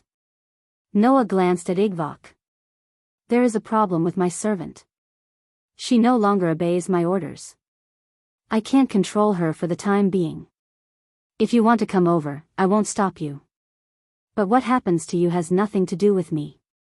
All of the NPCs in Nazaric's underground tomb smiled at the sight of this. It was a smile that was directly linked to cruelty. That smile made all the adventurers feel like they were not far from death. For a moment, they were completely frozen in place, unable to move. The only ones who could remain calm were Paladi and Moknak. The leaders of the 2 secret silver adventurers looked at each other, then looked at Noah. Parodi carefully asked as if he was offering his respect. Can we ask for your name, sir? Why? Noah looked at Paladi with a faint smile. Since you can't resist, you should at least find out about my background and report back. Paladi's expression froze. Obviously, Noah was right. We definitely don't mean to suspect you, Moknak quickly spoke up for Paladi. We just want to know the name of the person who can have such a powerful undying as your servant. Alright, there is no need for flattery. I am just giving you a piece of advice, Noah said indifferently. Moreover, my servant is now under the control of an unknown spirit. I am also worried about how to deal with her. I don't want to be disturbed by outsiders. Do you understand what I mean? Noah pursed his lips. Or rather, you can do me a big favor and help me investigate the situation of that disobedient servant. Paladi and Moknak immediately shut their mouths. Only Igvaki stared at Noah with resentment. The fear in his heart turned into extreme anger under Noah's superior attitude, causing him to mock him. I think you are a human traitor who defected to the Undying. You plan to collude with the Undying to harm us humans, right? The NPCs in the Nasaric underground tomb suddenly raised their heads. Their eyes were filled with violent murderous intent again. However, this time, before the NPCs in the Nasaric underground tomb locked their murderous intent on Igvaki, Noah looked directly at the guy who did not even understand that a wise man submits to circumstances. If humans are as stupid as you, then there must be many traitors who want to defect to the Undying, right? Igvaki's eyes were filled with anger. Just as he was about to say something, Noah beat him to it. Anyway, that's all I want to say. If you don't want to die, it's best that you don't come here. Go back to Elanter and tell the people of the kingdom not to interfere with the matters here. After saying that, Noah looked at Igvaki. His pitch-black eyes suddenly turned a cold, silver-white color. Also, you really make people feel very uncomfortable. As these words were spoken, Igvaki's body gradually turned into steel under the gaze of the ice-cold silver-white eyes. What? What is this? No. Stop. Ah. As he screamed, Igvaki turned into cold steel. The fear on his face froze, and he became a statue. Ah. The group of adventurers finally let out sorrowful cries out of fear.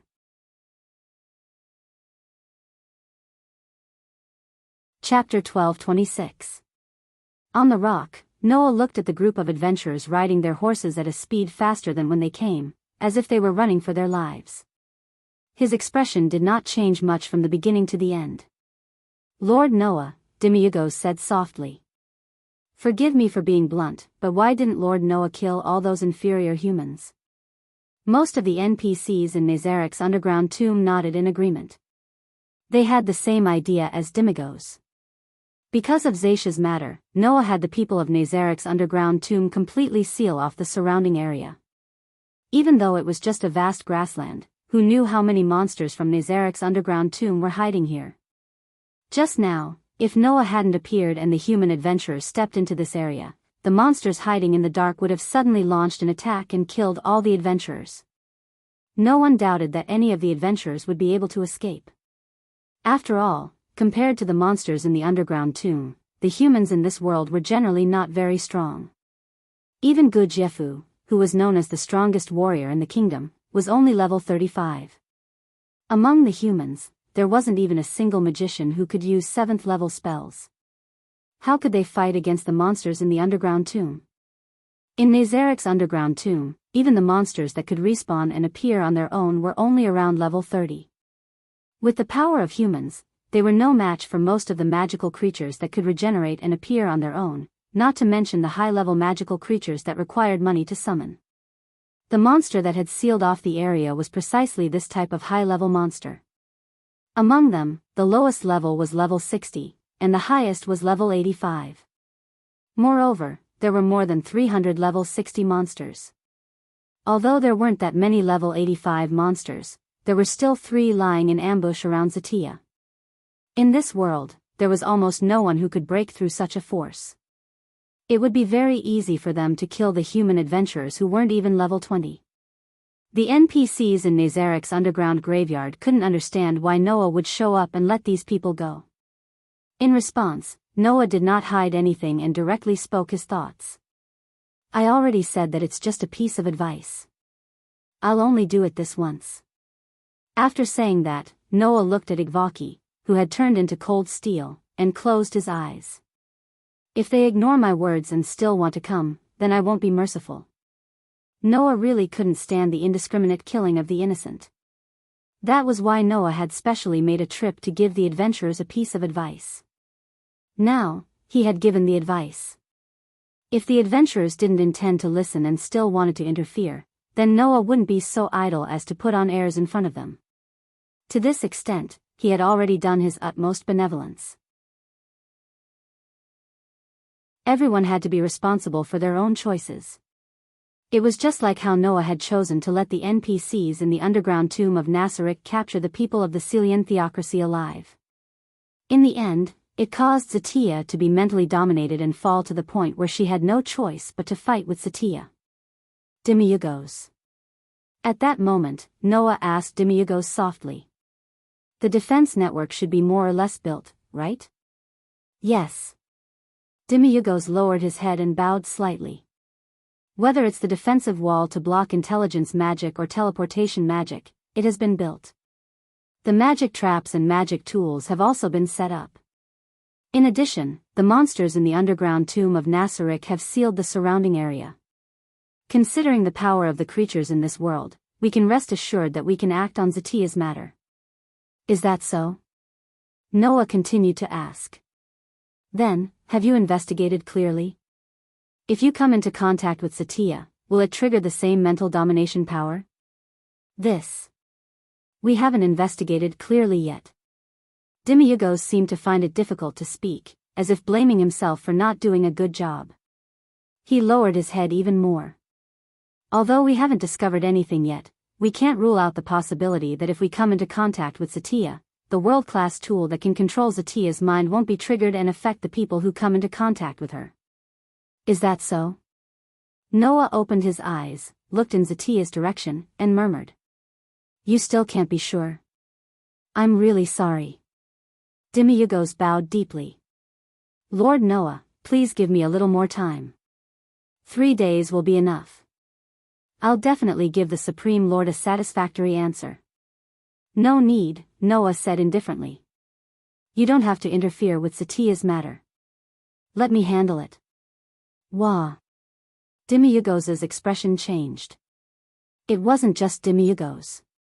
Even the other NPCs in the great underground tomb of Nasarek were shocked. Please wait. Yair Bade stepped forward and hurriedly said. That's too dangerous. That's right. Lord Noah. Yauda also hurriedly said. We haven't confirmed whether the same mental domination power will affect the people who come into contact with that idiot Satya, right? That's too dangerous, Malay said timidly. Lord Noah, why don't you reconsider? This subordinate also thinks that it's inappropriate, Seabass said seriously. If Lord Noah is also affected by mental domination, what should we do? There's no reason for the Supreme Lord to personally take the risk, Kasit said in a deep voice. Even if we want to suppress Satya, we should be the ones to do it. The NPCs in the great underground tomb of Nasarek all voiced their objections. The objections made Noah smile bitterly. I'll tell you the truth, Noah looked at the NPCs in the great underground tomb of Nasarek and said. Mental domination is ineffective against me, even if it's the power of a world item. The reason why they were so sure was because Noah had two special characteristics. The first was the curse resistance of the God Slayer. It was a foul physique that could repel all mysteries other than those that could affect gods. Unless he could control a god, the mind control used on Satya was ineffective on Noah. Even if the mind domination couldn't nullify the curse resistance of the God Slayer, Noah still had the three great constitutions. One of the three great constitutions allowed Noah to be immune to any negative effects. The effects on the mind were also in the same category. To be honest, I'm not afraid of the mind domination of a world item, nor am I afraid that the Syrian theocracy will come out of nowhere. I asked you to make so many arrangements because I'm worried that the Syrian theocracy might still be secretly controlling Zatiyah and have to be cut off. Another reason is that I don't want to be disturbed. Noah was silent for a while, then he finally said what was on his mind. In addition, I also need some time to reflect on myself for causing Zatiyah's mind domination. Otherwise, I wouldn't have had to wait until now to deal with Satya. The NPCs in the great underground tomb of Nasarek fell silent. In fact, everyone present knew that Noah didn't make so many arrangements just for the reasons he said. There was another, most important reason, which was for his subordinates. The mind domination that could work on Zatiyah would definitely work on the other NPCs in the great underground tomb of Nasarek. In order to prevent the others from falling into the same mind domination, Noah had to make so many arrangements to avoid being schemed against by the Syrian theocracy. As for Noah himself, he wasn't afraid of the mind domination or the Syrian theocracy's ambush. If it weren't for the other NPCs in the great underground tomb of Nasarek, he could have just crushed them and dealt with Satiyah's matter. After all, even if Noah did not use the Demon Slayer and the Gate of Babylon, he would still be able to reach the maximum level of 100. There was no need for him to worry so much. In other words, it was Nasarek who was holding Noah back. After understanding this, the NPCs in the great underground tomb of Nasarek were filled with dark emotions.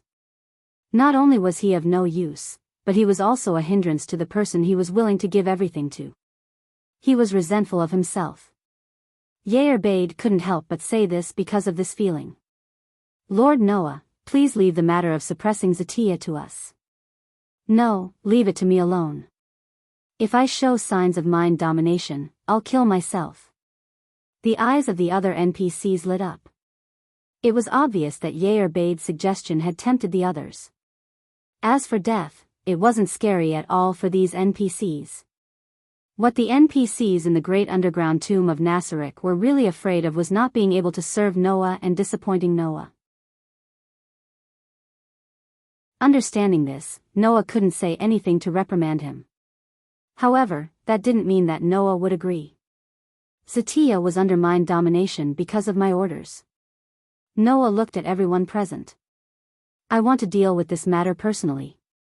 His unquestionable tone made the NPCs unable to refute. Only then did Noah turn his head and look in a certain direction. Satya was there.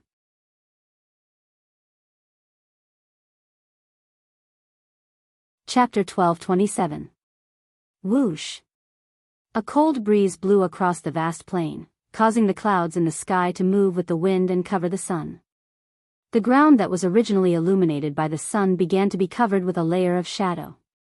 Under such circumstances, the noble princess like Satya was still like a marionette. Her body was hanging down as if she was suspended by an invisible string, without any vitality. At a certain moment, a figure flew over like a meteor and landed on the ground not far from Satya.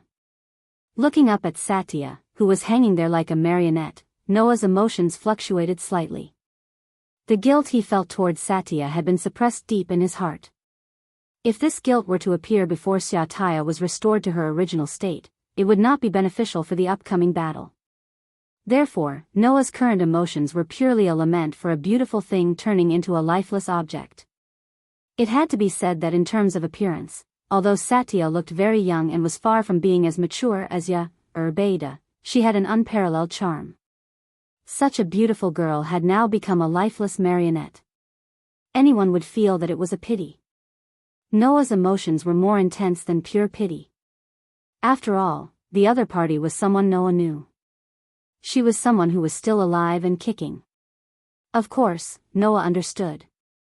As long as he got close to her or launched an attack, that lifeless doll-like girl would instantly turn into a terrifying beast that surpassed any magical creature in this world. Speaking of which, Satya seems to have always wanted me to whip her. Noah bitterly smiled, and then the bitter smile on his face turned into his usual calmness. Although it's not what I want, Satya, I'll satisfy you today. The moment he said that, Noah's pitch-black eyes suddenly turned into a cold silver-white color. An invisible magic power fluctuated. Following the gaze of the pair of ice-cold silver eyes, it was projected onto Satya, whose upper body was hanging down like a marionette. Pa-ji. Pa-ji, Pa-ji, accompanied by the sound of ice freezing, Satya's petite body gradually turned into the color of steel and was covered by cold steel. Noah's cold refinement had the ability to change the strength of the effect depending on the enemy's strength and level. If it was a small character like Igvaki who had not even reached level 20, it would take less than 3 seconds to turn him into steel. However, as a level 100 existence, Satya could not compare to Igvaki at all. Therefore, when Noah's cold smelting took effect on Satya's body, even after 3 seconds, it could only temper Satya's ankles. In that instant, a dense evil aura, murderous aura, and bloody aura surged out from Satya's body as she hung there like a marionette. Then, Noah saw it. Satya, whose upper body was hanging down like a marionette without a trace of vitality, suddenly raised her head. Her pair of empty scarlet eyes quickly emitted a red light, and her coquettish little mouth cracked open as she suddenly burst into laughter. Ha ha ha ha ha. Amidst the pleasant laughter that sounded like silver bells, a pair of bat-like wings suddenly spread out from Satya's back and flapped abruptly. Boom! The charred ground where Satya was standing suddenly exploded. Just like that, the true ancestor of the vampires shot out like an arrow off the line. Riding the wind, she flapped her wings and shot toward Noah with an excited and ferocious smile on her beautiful face. In her hand, a ray of light suddenly bloomed and transformed into a strangely shaped spear that reminded one of the huge pipettes used in chemistry class. It was the only artifact that Satya possessed, the pipette. It was an artifact that could absorb damage to the opponent and use it to recover physical strength and injuries. Ha ha ha ha ha. Amidst a burst of delightful laughter, Zaisha arrived in front of Noah. Under Noah's calm gaze, a bloodthirsty expression appeared on her pretty face as she fiercely stabbed the pike in her hand at Noah. Bang! It was just a simple stab, but a violent shockwave spread out with the pike in Zaisha's hand as the center, setting off a shocking sandstorm that enveloped Noah's entire body. Ahahaha. On the other hand, Zaisha seemed to have completely fallen into a frenzy. While letting out delightful laughter, she repeatedly thrusted the pike in her hand into the thick sand and wind that was stirred up by the shockwave. Immediately, a series of muffled explosive sounds reverberated within the dense sand and dust, causing the atmosphere to wail. The ground also trembled, rolling up a terrifying tornado-like air wave. That scene, in the eyes of the third party, was simply violent to the extreme. However, Zaisha did not show any signs of stopping. She continued to let out delightful laughter as she repeatedly stabbed the pike in her hand, setting off waves of sandstorm that swept in all directions. Lord Noah. In the great underground tomb of Nasarek, a group of NPCs who had returned to the stronghold and used intelligence magic to monitor the battle stood up from their seats one after another. Among them, Yair-Bel's delicate body even swayed due to her overly violent movements. She looked like she would faint at any moment. At this moment, a projection-like screen appeared in front of the NPCs in the great underground tomb of Nasarek.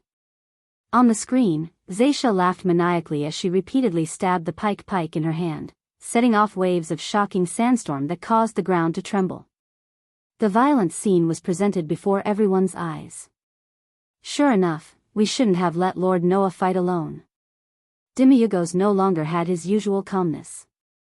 Instead, there was only endless anxiety on his face. We have to provide support as soon as possible. Wait, Demiurgos. Yair-Bel's pretty face also had a wavering expression, but she was not as anxious as Demiurgos. She stopped Demiurgos, who was about to leave. That lord won't be in trouble because of an attack of this level. Calm down. But Demiurgos still could not hide the anxiety on his face. Instead, it was Cositas who stared at the scene on the screen and suddenly spoke. Lord Noah isn't injured at all, right? Hearing this, everyone, including Yair-Bel and Demiurgos, looked at Cositas. Look carefully, said Cositas, with an accent that seemed to be superimposed on each other. Although Zaisha's attack frequency is very high, the pike's ability has not been used even once. After Cositas said this, the other NPCs also noticed this. If Zaisha had dealt actual damage to Noah, it was impossible that the pipette pike, that could absorb the damage dealt to the opponent and recover the wielder's stamina and injuries had not been activated. Even the NPCs in the distant Nasarek underground graveyard noticed this, so it was impossible for Zaisha not to have noticed it. Bang!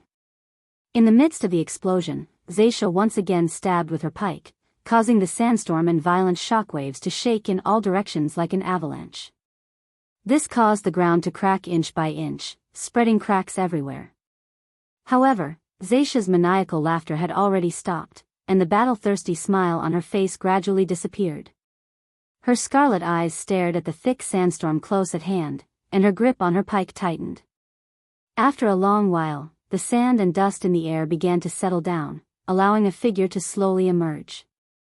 Only then did Zaisha notice it. The tip of her pike was piercing a crimson gauntlet. Boost! A voice sounded from the crimson gauntlet.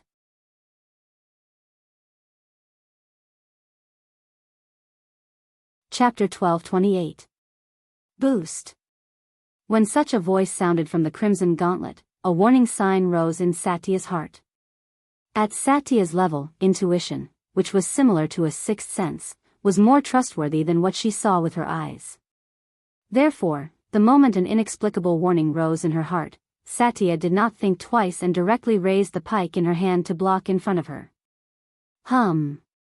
The next moment, a bright vortex of air emerged from the fist wrapped in the crimson gauntlet.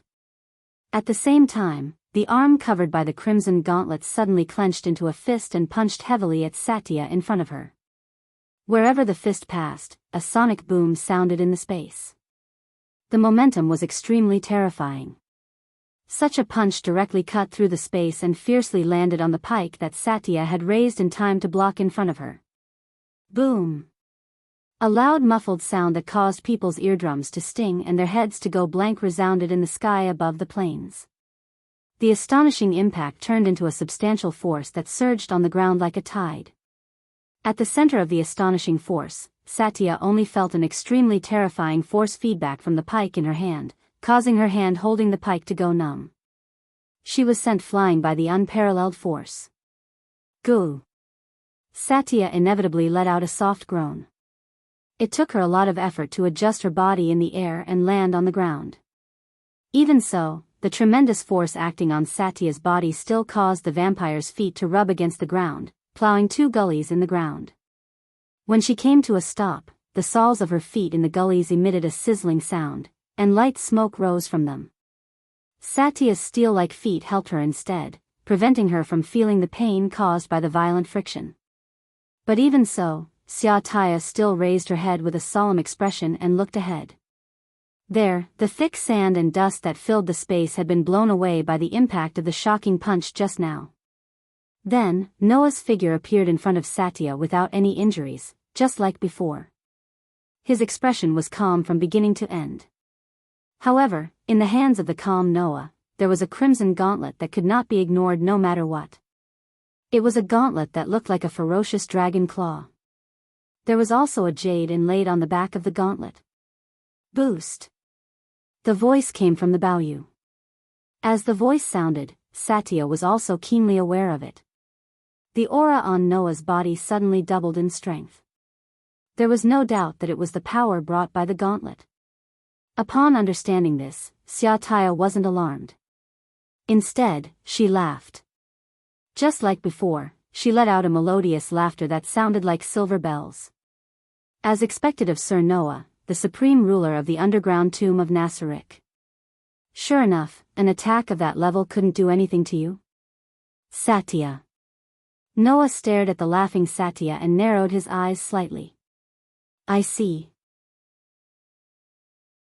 Although your mind is controlled, you haven't lost your rationality? What are you talking about? Sir Noah. Satya was like a noble princess. She held the spear in one hand and pressed the other to her chest as she spoke with her head raised and chest out. My condition is unprecedentedly good. It's so good that I can't help but want to suck all the blood from Sir Noah's body. After saying that, Satya stuck out her little pink tongue and licked her lips. She looked at Noah with a fervent gaze. If I can taste the blood of a supreme being, there's nothing more blissful than that. Is that so? Noah said indifferently. Then, if I say that I don't mind letting you have a taste, will you obediently listen to me and stand there without moving? Although it's a very charming proposal, that won't do. Satya revealed a bloodthirsty smile. Since Sir Noah attacked me, then no matter what, I have to do my best to kill you. Why? Noah asked in return. Why do you have to do your best to kill me when I attack you? Am I not the master you should be loyal to even if you have to give up your life? Why? The smile on Satya's face froze slightly, and she frowned as though she was confused by her own thoughts. That's right. Why would I fight Sir Noah? Shouldn't Sir Noah be the master I should be loyal to even if I have to give up my life? Why would I do something so disrespectful? After being confused for a while, Satya suddenly smiled. Although I don't know why, since it's already started, there's no reason not to continue, right? You're right, Noah said self-deprecatingly. Since it's already started, there's no reason not to continue. Ahahaha. Satya laughed joyfully. That's right. That's it. The instant she said that, a shocking bloody light suddenly erupted from Satya's body. Within the bloody light, Satya's figure slowly changed. No. It should be said that Satya's clothes slowly changed. The original red and black princess dress suddenly disappeared. It was replaced by a set of armor. It was a set of dark red full-body armor that seemed to be dyed in blood and gave off a bone-chilling feeling. The full-body armor tightly wrapped around Satya's body without any gaps. There was only a hole on her face, exposing her face to the air. It looked like a helmet. The helmet was like a swan's head, with bird-like feathers protruding from the left and right sides. There were also winged ornaments hanging from the chest to the shoulders. The lower half of the body was a bright red battle skirt. It wasn't just a piece of equipment, but a set of defensive equipment made up of many pieces of equipment.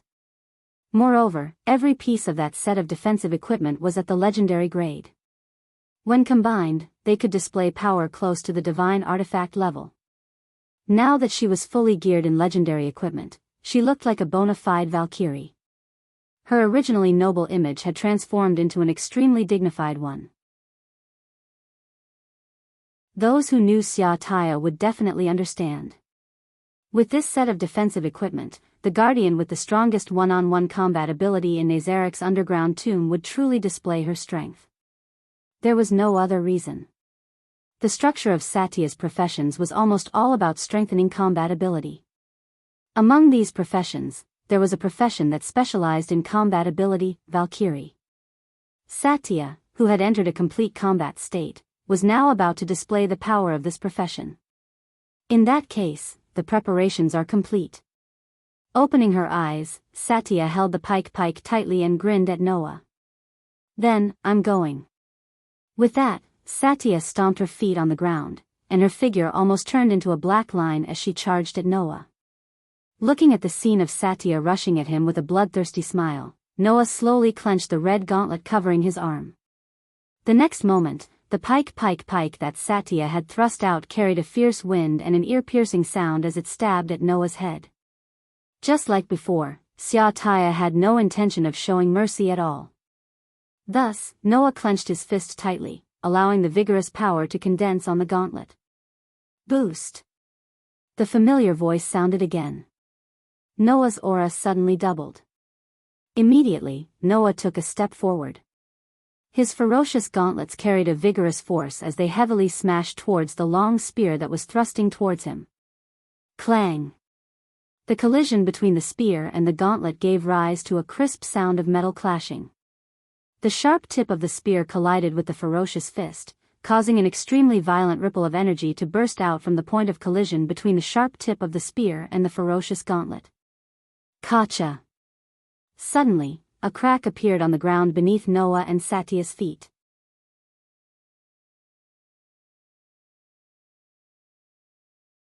Chapter 12:29. Without using the Demon Slayer and the Gate of Babylon, Noah could match the level 100 Zaisha with his own strength alone. However, that was under the condition that Zaisha did not use any equipment. Now, Zaisha had equipped the Dropper Pike, a divine artifact, and was even wearing legendary equipment. Some of the equipment from Yggdrasil were magical equipment that could display unusual effects and functions, while others did not have such effects. Zaisha's Dropper Pike belonged to the former, while the crimson armor on her body belonged to the latter. However, the equipment from the game had a very common characteristic. That was, it could increase the attributes of the equipment user. In view of this, the strength of the fully armed Zaisha suddenly soared. Clang! Amidst the bell-like sound of metal colliding, the impact of the violent collision not only caused a crack to burst open on the ground, but it also forced both Noah and Zaisha back. However, Zaisha was forced back several steps. On the other hand, Noah only took half a step back before stabilizing his body. Although Zaisha's strength had soared after being fully armed, Noah's strength had also soared by several times under the effect of the boosted gear. In the end, Noah still had the upper hand. It's not over yet. Zaisha suddenly stepped forward while retreating, and her body once again shot out like a sharp arrow. She swung the huge pike in her hand, and with a burst of extremely oppressive wind, she repeatedly stabbed at Noah's body. His field of vision was covered by dazzling spear shadows.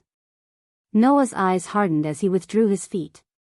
While he was still retreating in midair, his arm, which was covered by the ferocious crimson hand armor, was waved and violently deflected the many spear shadows that were thrusting towards him. Clang clang clang clang. On the vast plain, the crisp sound of metal clashing echoed in the air, lingering for a long time. What's wrong with you? Lord Noah? Why aren't you fighting back? Ahahaha. Shadya, who was in a position where she was constantly attacking, repeatedly thrust the Dropper Pike in her hand in a violent manner while staring at Noah, who had a calm expression on his face as he deflected the incoming attacks one by one. She laughed provocatively. What about the overwhelming power you displayed when you faced all of us Guardians alone in the throne room? Could it all be fake? Noah ignored Satya's provocation and only flicked away the spear that was thrusting at him. His expression didn't even change. Looking at the calm Noah, Xia Taya became impatient. If that's the case, then let me kill you. After saying that, Zaisha suddenly stopped and extended her hand towards Noah. Wang! Amidst the trembling of space, 3 ring-shaped magic arrays suddenly overlapped and revolved in front of Xiaotaya's palm. Magic Enhancement Crimson Nova. A circle of crimson flames rose from the center of the magic array. The crimson flames began to expand like ripples. Then, in the space around Noah, who was retreating, the same flames suddenly appeared. It instantly enveloped Noah's entire body and exploded. Bang! Amidst the explosion, Noah's entire body was engulfed in raging flames, and he was roasted by the scorching flames. However, Xiaotaya's eyes suddenly widened.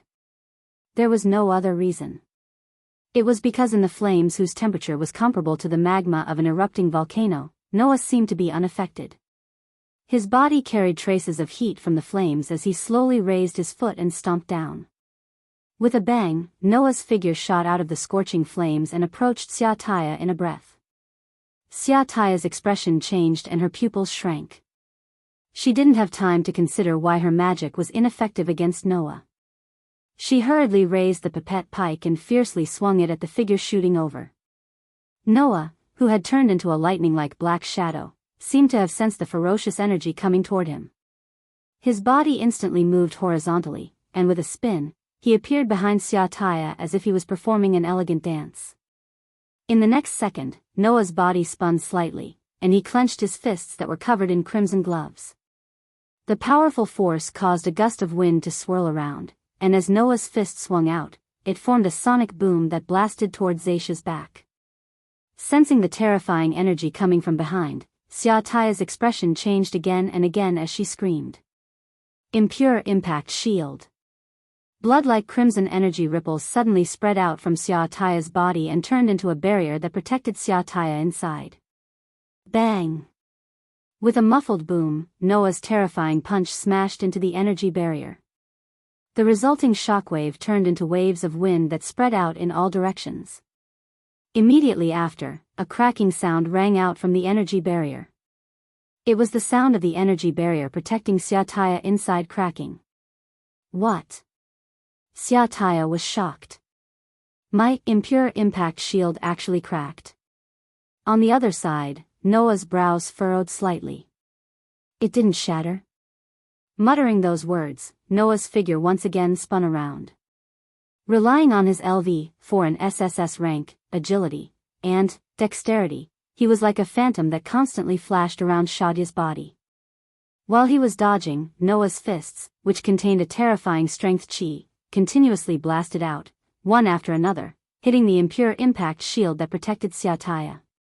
Under Noah's almost non-stop attack, a series of muffled bang-bang-bang sounds continuously shook the energy barrier around Xiaotaya without any interruption. Every time a muffled sound shook, the energy barrier around Xiaotaya would crack with a crack sound. Under such circumstances, Xiaotaya really didn't dare to believe it. If she was directly hit by such a punch, even if she was wearing legendary-grade equipment, she would definitely be injured. After all, Xiaotaya's impure impact shield was not a magic spell, but a special skill. This special skill could be used for both defense and attack. When used for defense, its defensive power was enough to surpass level 10 magic. When used for attack, its offensive power was enough to surpass Xiaotaya's pipette pike. Such a powerful special skill could only be used twice a day by Xiaotaya. Such a barrier actually cracked under Noah's punch. One could imagine how terrifying Noah's punch was. It must be the power of the Crimson Gauntlet. Otherwise, even Lord Noah wouldn't be able to crack the impure impact shield with an ordinary attack. Could it be a world-class item? Xiaotaya's guess was only half correct. Noah's ordinary punch could have such power because of the Red Dragon Emperor's boosted gear, which increased his strength 3 times. With LV-4 and an SSS level blessing in all aspects, Noah's physical ability had been multiplied 3 times. One could imagine how terrifying it was. However, Noah's Red Dragon Emperor's boosted gear was not a world-class item, but a weapon imitated by weapon refinement. Boost. Suddenly, Noah's gauntlet made a sound again. The fourth multiplier ability was activated. Noah stomped on the ground and charged straight at Zaisha. His body spun, and he leaped into the air. Only then did Noah's aura suddenly soar by twofold. Immediately after, under Xiaotaya's narrowed pupils, the fist covered by the crimson gauntlet carried an incomparably fierce force, creating a sharp sonic boom as it smashed down on the energy barrier. Bang! A muffled sound that was louder than any of the previous sounds resounded in the sky.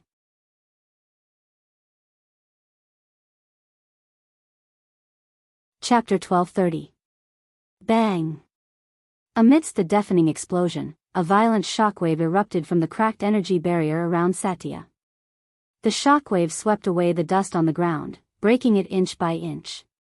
Bang! Without any suspense, Noah's punch, which had been amplified 4 times by the Red Dragon Emperor's boosted gear, caused the blood-like energy barrier to shatter like glass.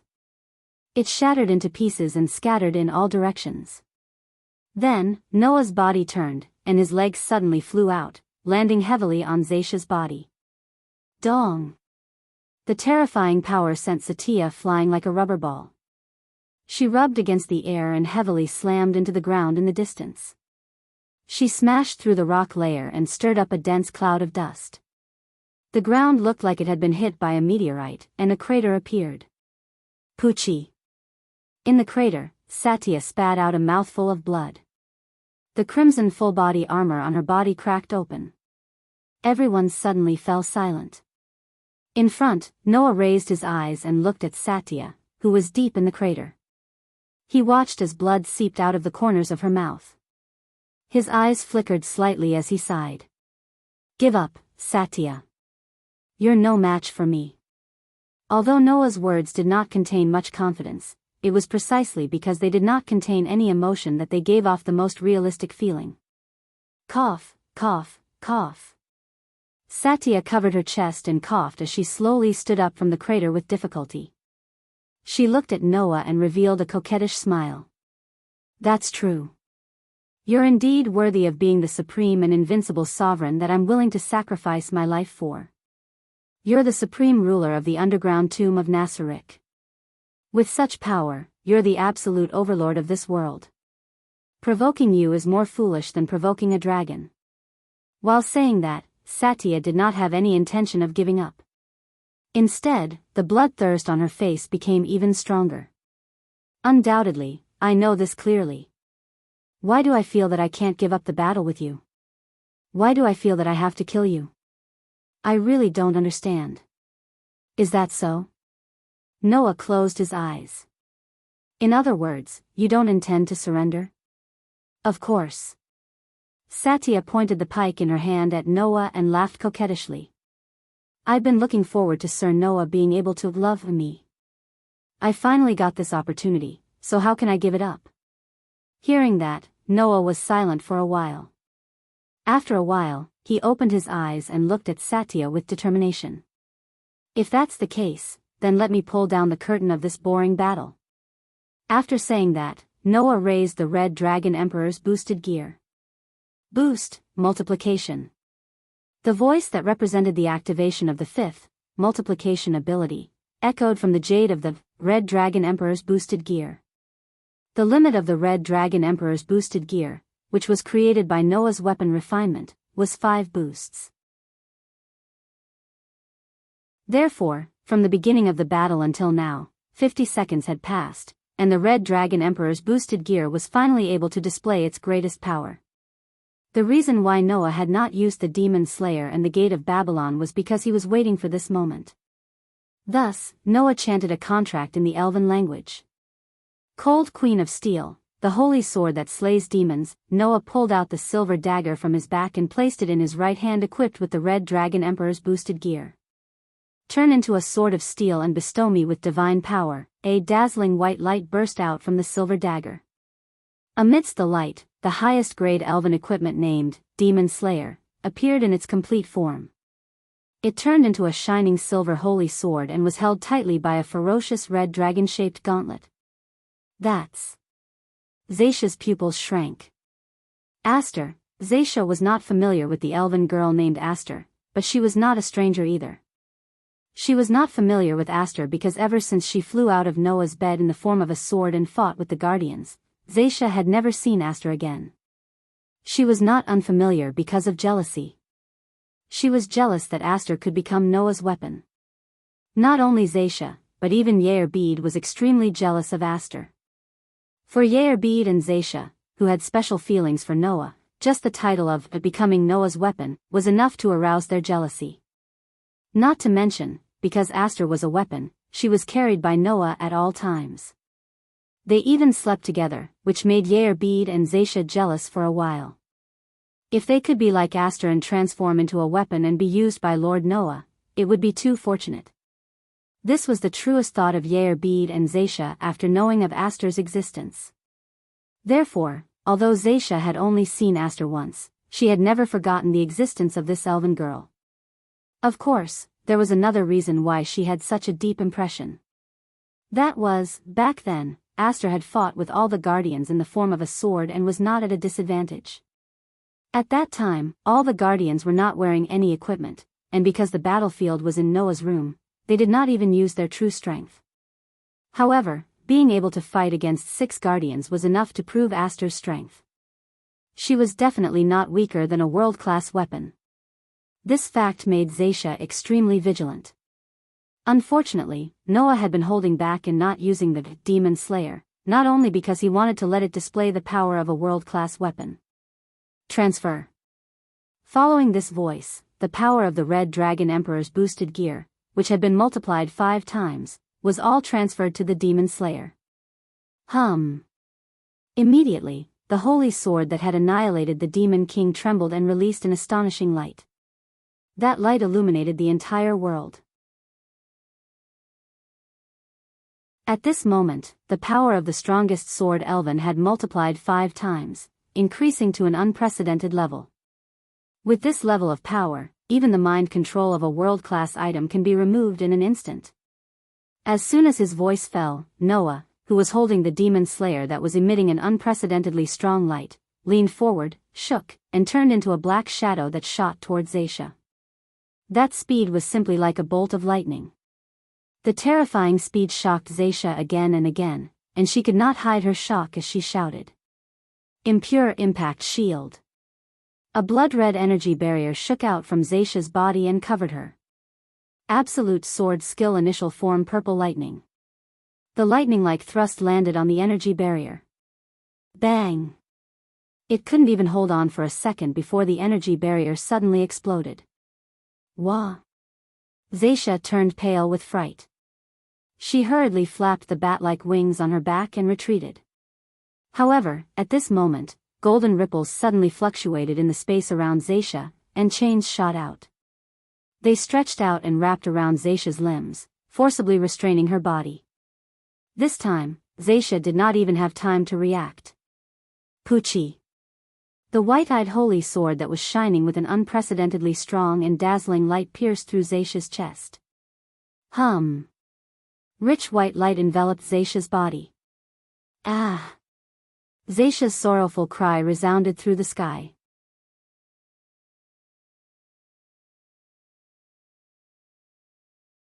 Chapter 1231.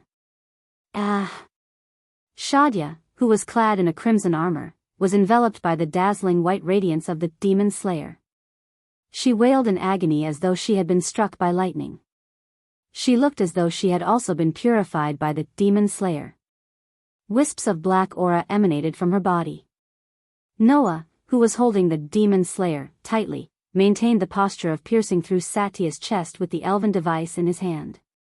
He looked up at Satya, who was crying out in pain in the white light as though she had been struck by lightning. He gritted his teeth, and the divine power in his body intensified as he poured it into the silver holy sword in his hand. Clang! After the Demon Slayer was strengthened by the Red Dragon Emperor's boosted gear 5 times in a row, in addition to the massive amount of divine power, the white radiance emanating from it was so dazzling that it burned one's eyes. Under this situation, Shadia, who was enveloped by the dazzling white radiance of the Demon Slayer, as though she had been struck by lightning, released wisps of black aura from her body, and her wails became even more intense. From a distance, it was as though a white sun had appeared on the vast plain, dazzling and resplendent. The dazzling white radiance gushed out like a tide and enveloped the entire space.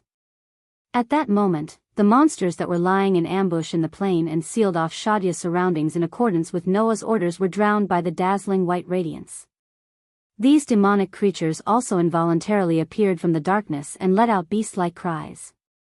There was nothing they could do about it. After all, the demon slayer had a curse resistance that could break all curses. It was simply the natural enemy of these monsters who had negative energy that was completely opposite to their life force. Even Demon King Solomon, who had inherited the power of the Dark Elf King and was devoured by the power of the Dark Elf King, couldn't resist the power of the Demon Slayer, let alone these monsters. What's more, the power of the Demon Slayer had increased fivefold from the beginning to the end. Fortunately, at that moment, the power of the Demon Slayer wasn't directed at these monsters in the underground tomb of Nazareth. Otherwise, all the monsters here, including the few level 85 monsters, would have been cleansed by the power of the Demon Slayer, leaving nothing behind. As a result, amidst all kinds of bestial roars, the dazzling white radiance that enveloped the entire space finally stopped expanding. After an unknown amount of time, the white radiance that enveloped the entire vast plain gradually dimmed. Immediately, the monsters whose negative energy was surging due to the power of the Demon Slayer looked at the center of the dim white radiance with lingering fear. There, Noah, who was holding the Demon Slayer, was still in the posture of piercing the silver holy sword into Satya's body. His head was lowered, and the bangs on his forehead covered his expression. On the other hand, Zaisha also lowered her head and returned to her marionette-like state. Hum. With a trembling sound, the huge thorny spear in Satya's hand and the crimson full-body armor on her body seemed to have turned into a mirage and disappeared in a flash. Bang! On Noah's right hand that was holding the Demon Slayer, the Longinus, which was called the Red Dragon Emperor's boosted gear, also shattered into pieces like glass and disappeared with a shattering sound. Ugh! Satya let out a muffled groan. Her delicate body softened, and she slowly fell down. It was not until this moment that Noah finally made a move. After pulling the Demon Slayer out of Satya's body, Noah hugged Satya, who had collapsed on him, and knelt on one knee on the ground. Everyone suddenly fell silent. Ugh! After an unknown period of time, Satya let out a groan and slowly opened her scarlet eyes. Noah, who was holding Satya in his arms, immediately looked into her eyes. At this moment, there was no longer the emptiness in her eyes, nor was there the madness from before. There was only endless exhaustion. Ah! Satya also opened her eyes and met Noah's gaze. She was stunned on the spot. Sir! Noah, upon hearing the familiar voice, Noah secretly heaved a sigh of relief and asked, "What's the matter? How do you feel?" "How do I feel?" Satya seemed to be a little confused for a moment, and she seemed to be unable to grasp the situation. She just opened her tired eyes and spoke weakly. "I feel so tired. For an undying, this was absolutely an incredible thing. Because the undying didn't feel fatigue and didn't need to eat or drink. As the true ancestor of vampires, who was at the top of the undying, it was really inconceivable that Satya would feel tired. Of course, if it was mental fatigue, it would be a different story. However, looking at Satya's powerless appearance, it was clear that this vampire girl wasn't just mentally exhausted. She was definitely physically exhausted as well. However, this was not strange at all. As an undying, Satya's body was also full of negative energy, which was the opposite of life force. Under the direct attack of the Demon Slayer, the negative energy in Satya's body was purified to the extreme, which caused Satya to feel extremely tired like ordinary people. However, Satya's mental control was also lifted. Therefore, Satya looked at Noah blankly. "Why am I here? Why is Sir Noah here? You don't need to think about anything. Have a good rest first." Noah stroked Satya's silver-gray hair. "When you wake up, you'll understand everything." If it were in the past, as the guardian of Nazareth's underground tomb, Zaisha wouldn't have fallen asleep in front of the person she had given everything she had to serve. However, the accumulated fatigue in Satya's body seemed to be quite strong, so the vampire girl nodded weakly, closed her beautiful eyes, and slowly fell asleep. Looking at Satya, who had fallen asleep in his arms, Noah carried her in a princess carry. "Let's go back, Satya." The noble little princess-like girl did not respond to Noah's words. She just laid in Noah's arms with a serene expression. In the underground tomb of Nasarek, a group of NPCs looked at the screen in the air and fell silent as they watched Noah carrying Satya in his arms. Demiurgo sighed and said so. Sir Noah's overwhelming victory. That's right. Yule was also in a daze. Even Satya, who is the strongest in one-on-one combat among the Guardians, was not a match for Sir Noah even when she was fully armed. 50 seconds. Cosita spat out white gas. Sir Noah defeated Satya in such a short amount of time. Really? Marley was a little depressed. Too strong. The group of NPCs fell silent. Then, Sebastian said, "That's right. Does such a powerful supreme really need the loyalty of lowly people like us?" This was the reason why the NPCs fell silent. I hope everyone will remember today's lesson. Yair Bade looked at Noah on the screen and said in an unprecedentedly serious tone. "Next time, I won't allow you to be as useless as you were this time." The group of NPCs nodded resolutely.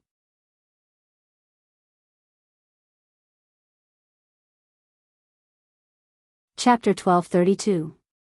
As mentioned earlier, the underground tomb of Nasarek was mainly divided into 10 floors, and all of them were located underground. On the ground, the underground tomb of Nasarek was an extremely vast graveyard. The graveyard was surrounded by a huge wall that was 6 meters thick. The wall was circular. There was an entrance at the front and back of the wall. Inside the wall, the huge graveyard seemed to have sunk into the earth, and it looked like a basin. In the graveyard, in addition to neatly trimmed weeds and many messy tombstones, there were also dense trees. The scene that seemed to form a forest complemented the surrounding neatly trimmed weeds and messy tombstones, creating a strong sense of contrast. Not only that, but there were also exquisite carvings of angels and goddesses everywhere in the graveyard. The carvings of angels and goddesses were extremely exquisite and breathtaking. Moreover, it could be seen at a glance that someone was carrying out regular maintenance. In contrast, the towering trees in the graveyard were crooked and drooped, brewing a gloomy atmosphere. Then, in the graveyard, there was an ancestral hall in each of the 4 corners of the graveyard. Surrounded by the 4 ancestral halls, there was an extremely large ancestral hall in the center of the graveyard. This large ancestral hall was the entrance to the underground tomb of Nasarek. Noah, who was carrying Satya, slowly descended from the air with the help of a magic tool with the power of flight, and landed in this strange graveyard. Whoosh! Almost immediately, monsters of different shapes and sizes flashed out from the shadows around the graveyard, their bodies surging with an evil aura. These monsters were at least level 50 and above. Therefore, once an outsider stepped into the graveyard, these monsters of at least level 50 and above would instantly appear and take down any outsider. However, when they saw the full appearance of the newcomer, the demonic creatures that were surging with evil aura all paused for a moment. Then, they knelt or prostrated themselves in unison, offering Noah their vassal. Noah ignored the monsters around him. He only carried the sleeping Satya and walked towards the central ancestral hall. When Noah walked out of sight, the monsters of at least level 50 and above seemed to have merged into the surrounding shadows and disappeared, continuing to guard the entrance to the underground tomb of Nasarek. Not long after, Noah, who was carrying Satya, stepped onto the steps of the ancestral hall. Lord Noah. At the entrance of the ancestral hall, Yacht, Mare, Cassette, Demiurgos, Sebastian, and a group of combat maids were all present. They bowed in the direction of Noah. "Welcome back." Noah nodded casually and then looked at Yair Bade. "Although judging from the situation, Satya should be fine, let me confirm it for the time being." Yes, Lord Noah, Yacht reported as he stepped forward and lowered his head. I have just confirmed the list of NPCs in the throne room's management system. Satya's name has indeed returned to its original white color. It is no longer red-black, which was hostile when she was in the state of mind. Based on this, Satya's problem should be resolved. That's good. Noah's expression softened slightly. That is true, but it is also true that Satya was hostile to the Supreme One. Yerbade looked at Noah, and his eyes, which were glowing with golden light, flickered slightly. Lord Noah, shouldn't we punish Satya? Noah furrowed his brows when he heard Yerbade's words. He raised his head and looked at the NPCs in the great underground tomb of Nasarek. Only then did Noah notice that these NPCs who were loyal to him seemed to have changed. The change here wasn't in their appearance, but in their atmosphere. In the past, when these NPCs faced Noah, they would have an atmosphere of respect and worship. Now, not only did the reverence and worship become even more intense, there was also a trace of a different feeling mixed in. It was a feeling that came after they gained tenacious determination and strong willpower. It seemed that during the battle between Noah and Satya, these NPCs in the underground tomb of Nasarek had gained some benefits. Please forgive me for interfering with Lord Noah's decision. Under Noah's gaze, Yacht said so. For a force, the distinction between reward and punishment is the most important issue. It is also common sense in the world. Even if Satya was disrespectful to Lord Noah involuntarily, a mistake is a mistake. If there is no punishment, the subordinates won't take it as a warning. Who knows, when the same thing happens again, the others will use this as an excuse to weaken their willpower. The success rate of mind domination was also related to the strength of an individual's willpower. If one's willpower was strong, then even if they were under mind domination, they would be able to resist it. Take Satya for example. Even when her mind was under control, she could still rely on her tenacious willpower to resist and counterattack the caster. This resulted in the enemy being unable to give orders to Satya and could only make the helpless decision of abandoning her. Knowing that they will be punished for making such a mistake, even if they are under mind domination, in order to not be punished, everyone will resist so that the situation won't become too unfavorable, Demiurgos continued Yacha's words. As such, this subordinate also believes that Lord Noah should give Satya an appropriate punishment as a warning. It's not just this incident, Seabass said in a deep voice. In the future, no matter what happens that will implicate the Supreme Sovereign, we hope that Lord Noah can give us the harshest punishment. Immediately, Yach, Mare, Cositas, and the other NPCs in the underground tomb of Nasarek all nodded. Hearing this, Noah finally understood. Yach and the others suggested that Noah punish Satya not only because of the so-called fair rewards and punishments, but also because they wanted to express their determination. They were determined not to cause trouble for Noah and drag him down. Moreover, if I am under mind domination and betray Lord Noah, then even if Lord Noah forgives me, I won't forgive myself. Yach revealed a sincere and gentle smile. I'm sure Satya will feel the same way, right? If it is someone who is loyal to Lord Noah, then under such circumstances, there is no one who would not feel guilty, Demiurgos said. This subordinate believes that if Lord Noah punishes Satya, then the guilt in her heart will disappear. On the contrary, if Lord Noah doesn't punish Satya, then the guilt in her heart will definitely haunt her, right? This was indeed true. After all, punishment also meant forgiveness. No matter what mistakes one made, after being punished, it was as good as written off. In this place, even if it was for Satya's sake, Chen Zhao had to follow Yach and the other suggestions. Even though he knew this, Noah's frown deepened. The reason was simple. Noah was partly responsible for Satya's mind domination. Punish Satya? If that was the case, what would Noah do about the guilt in his heart? Noah, who felt a headache coming on, could only sigh and look at Yach. Let me think about it first. In any case, Satya hasn't woken up yet. When she wakes up, tell her to come find me. Understood. Yach and the others immediately lowered their heads. Seeing this, Noah walked past Yair Bedard and the others and walked into the large underground tomb in Nasarek. The NPCs in the great underground tomb of Nassarik hurriedly followed. At this moment, Noah suddenly spoke. Demiyugos, think of a way to find out the location of the capital of the Lien cult. Yes. Demiyugos was startled at first, but he quickly responded after reacting. May I know what Lord Noah plans to do? Isn't that obvious? Noah continued to walk forward without looking back. As he walked, he spoke faintly. You came to my territory to do as you please. Out of etiquette, I should also pay you a visit.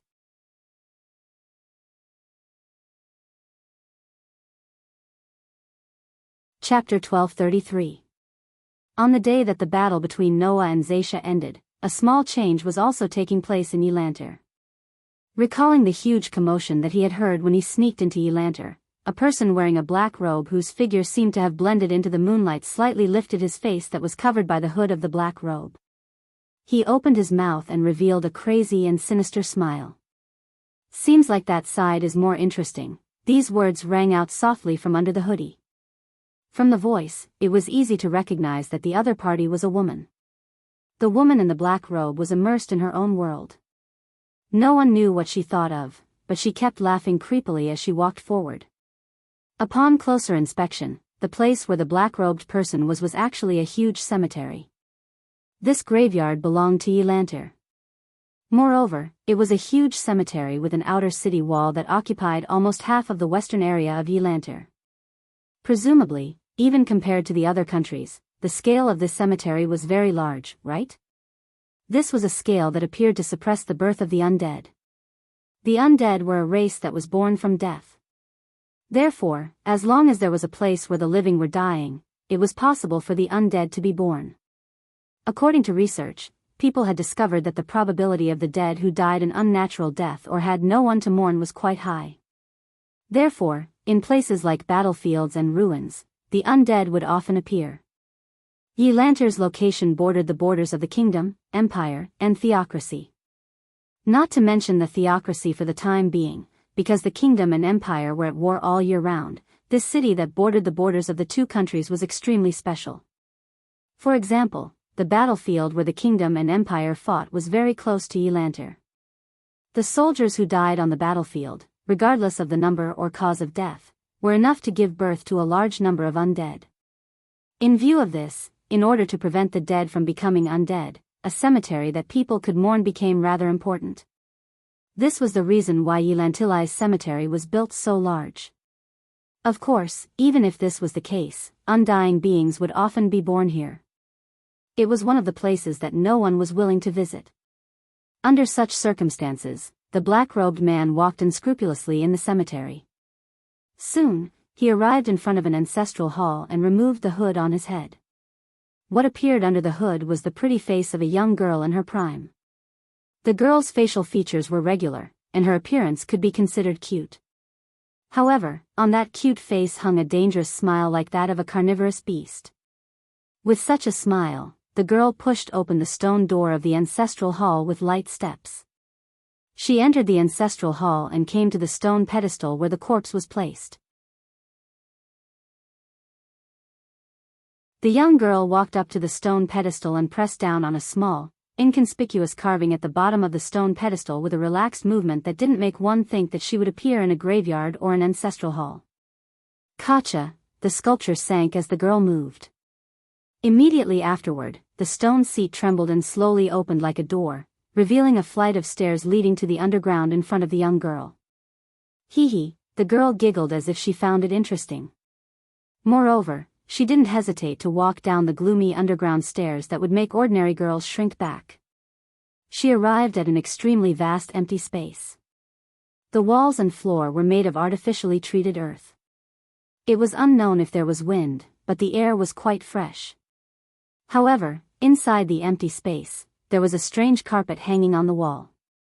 Moreover, there was a candlestick that seemed to be dyed red with blood. The candles inside were lit and emitted a faint flame. The swaying candlelight made the girl's shadow stretch on the walls and floor.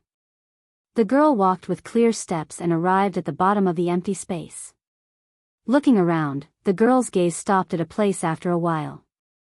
Her giggling voice echoed in the surroundings without any concealment.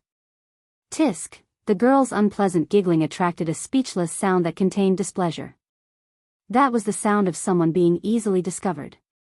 Moreover, it was the sound of someone being easily discovered by someone they hated.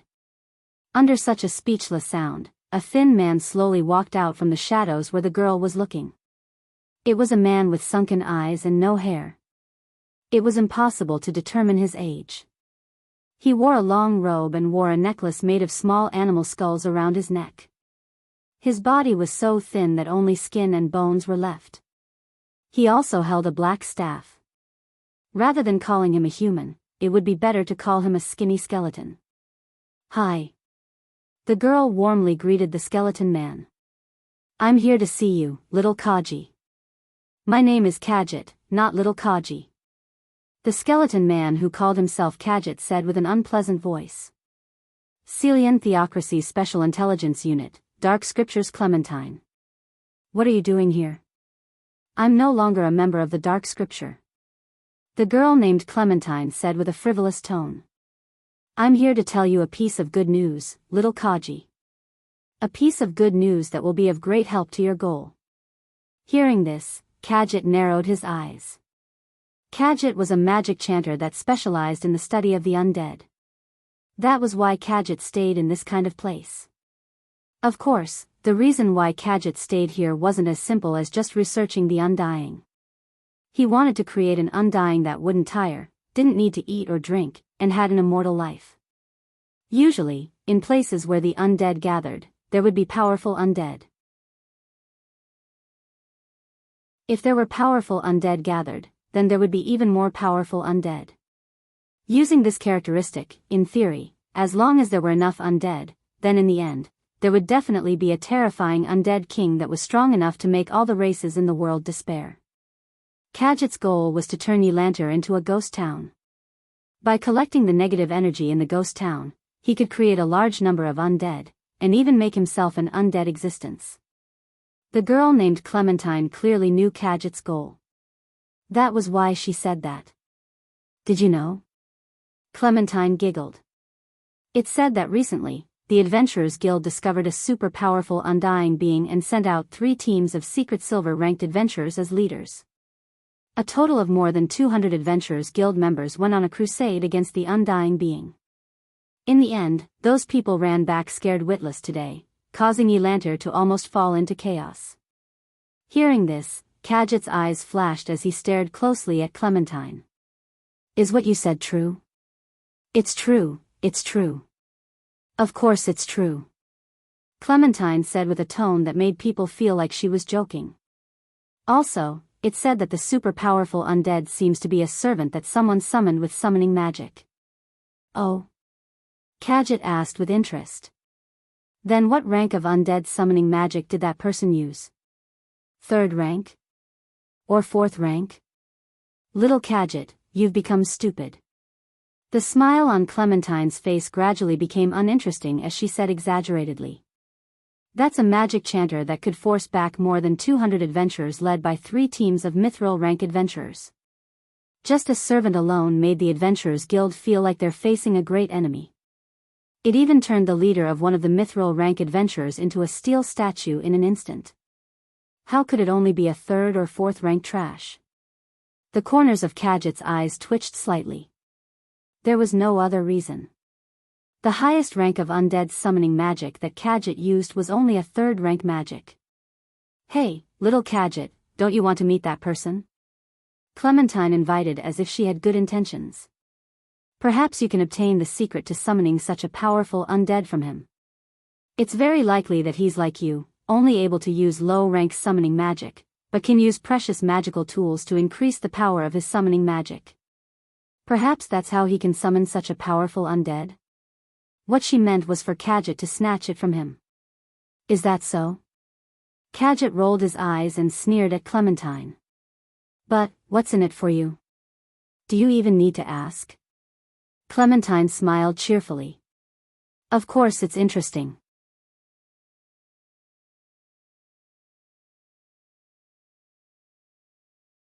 Chapter 1234. If someone thought that the underground tomb of Nasaric was gloomy because it was underground, then they were completely wrong. Indeed, in the great catacombs beneath Nasaric, there were dark places. After all, the underground tomb of Nasaric was made up of 10 underground spaces. Among them, the first, second, and third floors of the underground tomb of Nasaric were in the form of tombs. The fourth floor was an underground lake.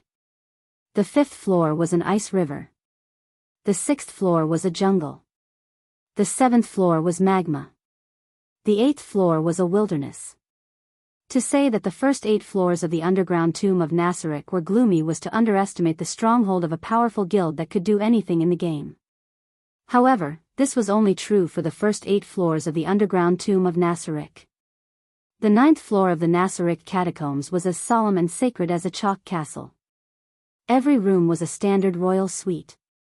It couldn't be any more luxurious. Compared to the first 8 floors, it was like a place of heaven. Naturally, such a place wouldn't be gloomy. The rainbow-colored crystal lamp hanging from the ceiling emitted light that was extremely gentle and beautiful. That was the light from a magic tool called perpetual light. Just like the name of the magic item, as long as there was enough magic, this light would never be extinguished. With such a magic item as a light source, even if the 9th floor of the underground tomb of Nasaric wanted to be gloomy, it wouldn't be gloomy. It was likely that anyone walking in the hallway would be moved by the beauty of this place. This was especially true for the people in the great underground tomb of Nasaric. There was no one who would not be moved when they walked on this floor that was originally occupied by the creators. Therefore, for the people in the underground tomb of Nasaric who were willing to give up everything to be loyal to the Supreme Sovereign, all the scenes and decorations here were worth loving. Every time they walked on this floor, everyone in the underground tomb of Nasaric would feel happy and reaffirm their loyalty to the creators. If someone didn't like the scenery here, then they weren't loyal enough to the Supreme Sovereign, or they had disloyal thoughts. That was the unanimous thought of everyone in the great tomb under Nasaric. Even Xiataya thought the same. However, this time, Zaisha did not feel happy at all. Instead, she felt unusually heavy. It wasn't just her mood. Even her footsteps were unbelievably heavy. Her beautiful face was filled with gloom. There was even a faint trace of despair on her face. What should I do? When Xiataya woke up from her dream and recalled everything that had happened, she almost fainted. This was because Xiataya remembered the person she was loyal to even if it cost her life. She swung her weapon.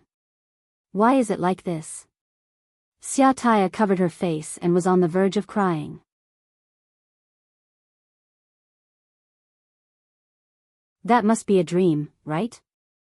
After waking up from her sleep, Xiataya had told herself this more than once. There was no other way. Even Zatia herself did not want to believe that she had actually pointed her gun at the person she needed to be loyal to. That was tantamount to betrayal. No. In fact, that was betrayal. Even though Xiataya was under mental control at that time, it was just like what Yair Bade said. A mistake was a mistake, and a betrayal was a betrayal. Even if she had no choice, it was the truth. Xiataya could not forgive herself for that. It wasn't just because Noah was the person Satya had to pledge her loyalty to, it was also because Noah was the person Satya loved. Of course, there was something wrong with this love. In the game era, Xiataya's creator had set her up as a person with all kinds of inexplicable hobbies. Bisexual. Sadist. Masochist. Necrophilia. All kinds of special fetishes that ordinary people wouldn't dare to compliment were gathered in Xiataya's body. When they first met, Noah used overwhelming strength to send all the guardians flying. When he used this as a test, it accidentally aroused the masochistic part of the vampire girl's heart. Since then, Xiataya had fallen madly in love with Noah. In this way, who could say that this kind of love was right? But there was no doubt that Xiataya did have special feelings for Noah. Waving her gun at the person she needed to be loyal to even if she had to die. Becoming an enemy of the person she loved the most. Under the double blow, the guilt in Xiataya's heart was even stronger than Yair Bade and Demiurgos had imagined. Boo-hoo.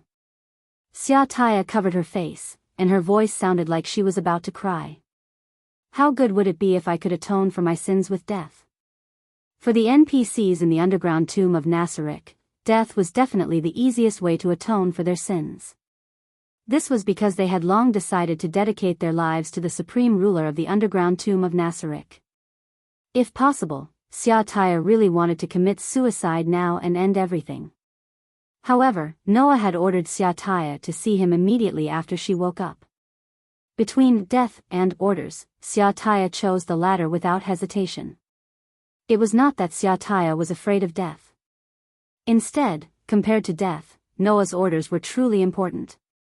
If she died under Noah's orders, she would be disobeying Noah's orders. Xiaotaya had already betrayed Noah once, so how could she disobey Noah's orders again? Therefore, no matter how heavy her footsteps were, Xiaotaya could only choose to continue.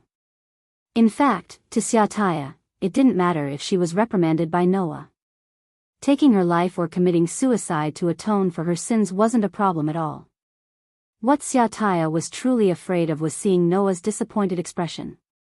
What should she do if she was abandoned by the supreme ruler she had to be loyal to, even if she had to give up her life? How terrifying would it be if she disappointed her master? If Noah no longer trusted Xiaotaya because of this, it would definitely be countless times more painful than death for her. If that happens, I won't be forgiven even if I lose my life, Xiaotaya couldn't help but mutter under her depression.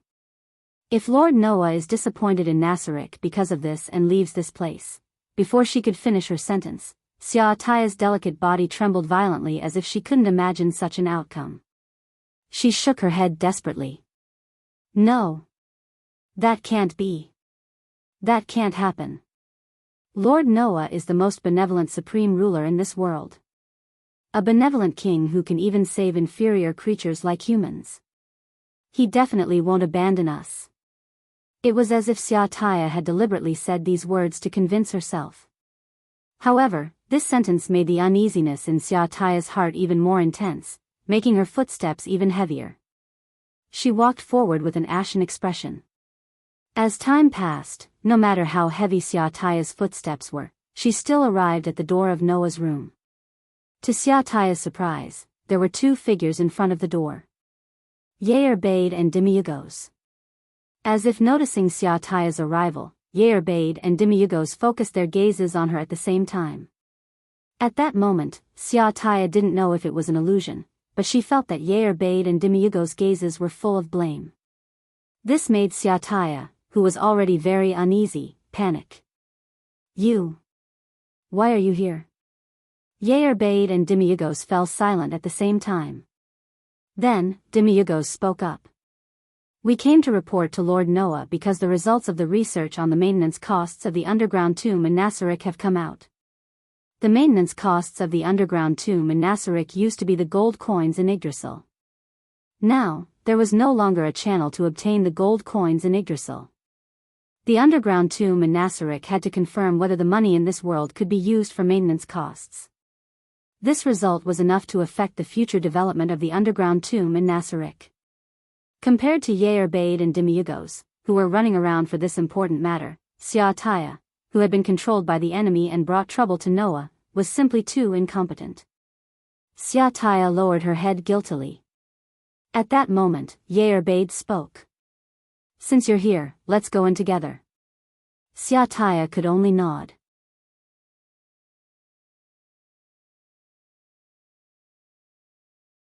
Chapter 1235. Kacha, with the sound of the door opening, Yair Demiurgos, and the restless Satya entered Noah's room together. The luxurious suite was presented in front of the three guardians of Nazarek's underground tomb, causing a trace of solemnity to rise in the hearts of the three guardians. Coming to the residence of the supreme ruler of Nazarek's underground tomb, no NPC would not feel solemn. Even Xiaotaya, who was feeling extremely uneasy, was the same. Even Demiurgos subconsciously lowered his voice. It seems that Lord Noah is still resting for the time being. In the underground tomb of Nasarek, all the creatures were of the xenomorph type. These xenomorph creatures almost never tired, didn't need to eat, and didn't need to rest or sleep at all. Therefore, xenomorph creatures were very troublesome to deal with for humans. For example, if humans and the undead were to go to war, then the undead's advantage would be simply unimaginable. Can you imagine, when you are exhausted from fighting on the battlefield, the lowest level skeleton is still waving its sword vigorously from start to finish? Can you imagine, when you haven't slept for 3 days and 3 nights, when you're really sleepy, the lowest level skeleton is still charging? Can you imagine, when your body urgently needs to replenish its food and recover its physical strength, the scene of the lowest level skeleton still relentlessly launching attacks? For humans, fatigue, sleep, and food were indispensable. However, the lowly undead didn't have such problems. Therefore, if humans and the undead were to go to war, the undead army could continuously fight a war of attrition. As long as they fought for 7 days and 7 nights without stopping, then no matter how large the human army was, it would be finished. Moreover, the human army needed food, but the undead army didn't. They could wait until the human army ran out of food, then the humans would be finished. In view of this, in the eyes of the undead, and even in the eyes of other races, humans who had no special abilities, were born with extremely low physical conditions, and had all kinds of needs were inferior creatures. Because the human race was too troublesome and too fragile, wasn't it? That's what everyone in the great tombs of Nasarek was thinking. Only Noah was an exception. To be more precise, in the eyes of everyone in the underground tomb of Nasarek, humans were reduced to inferior existences because of the need to rest. But when it came to Noah, they were instantly glorified. Ah. Ah ah ah. Yair Bade clenched his hands tightly in front of him as if his heart was aching. He's actually still resting now. This must be the result of Lord Noah working so hard for the matter of Nasarek, right? We, the benevolent and merciful supreme beings, have worked too hard. Demiurgos lowered his head guiltily. If we could be more useful and help share Lord Noah's burden, Lord Noah wouldn't have to work. Siataya didn't say anything, but her heart ached for Noah. The heavens took pity on him. Noah was just resting normally. If Noah were to know that the fact that he fell asleep on the bed was seen by the guardians as the result of working hard, he would definitely be embarrassed, right? Then, should we wake Lord Noah up? Satya asked softly. I feel that waking up an utmost exalted is a very rude and disrespectful thing to do. What do you all think? Satya is right. Yair Bade sighed. If possible, I also hope that Lord Noah can rest well. Unfortunately, Lord Noah has already instructed that once there is a result on the maintenance costs of the underground tomb of Nasarek, we must report it even if he's resting. Demiurgos looked at Satya. Moreover, Lord Noah ordered you to see him immediately after you wake up. If you continue to procrastinate after waking up, I think Lord Noah will be angry, right? Hearing this, Satya's shoulders drooped. Then what should we do? There's no other way. Yair Bade took a deep breath and said righteously. Although it's very disrespectful, let me wake up Lord Noah. As she said this, a blush suddenly appeared on Yair Bade's serious and charming face, and her expression also became undulating. I heard that among humans, servants have to do something called a morning kiss to wake up their master. Only then will their master be in a good mood. Sure enough, I can only do this important task. Yair Bade's words made Satya, who had been feeling uneasy, raise her eyebrows, and a disdainful smile appeared on her young but exceptionally beautiful face. Forget it. If Lord Noah is kissed by a big-mouthed gorilla like you, his mood will only deteriorate, right? In that case, wouldn't it be worse for you? Yair Bade's youthful expression stiffened at Satya's words. After a slight distortion, it turned into a disdainful smile. If Lord Noah knew that a vampire approached him while he was asleep, I'm afraid he would be frightened awake no matter how good his dream is, right? This time, it was Satya's pretty face that stiffened and became slightly distorted. The two girls, one big and one small, emitted an evil aura that represented anger, causing the air in the room to become somewhat gloomy and cold. Just as Demiurgos felt that he should stop them, a weak voice sounded. What are you doing? Satya and Yair Bade were startled at the same time. Together with Demiurgos, they looked toward the source of the voice. There, a neatly dressed Noah stood at the door of the bedroom, looking at Satya and Yair with narrowed eyes. Don't release that evil aura in someone else's room. If I hadn't woken up, would have been frightened awake by you, right? Lord Noah. The three guardians hurriedly knelt down on one knee. I'm very sorry. Forget it, I'm not really blaming you. Noah yawned, still looking a little sleepy. What time is it now? Lord Noah.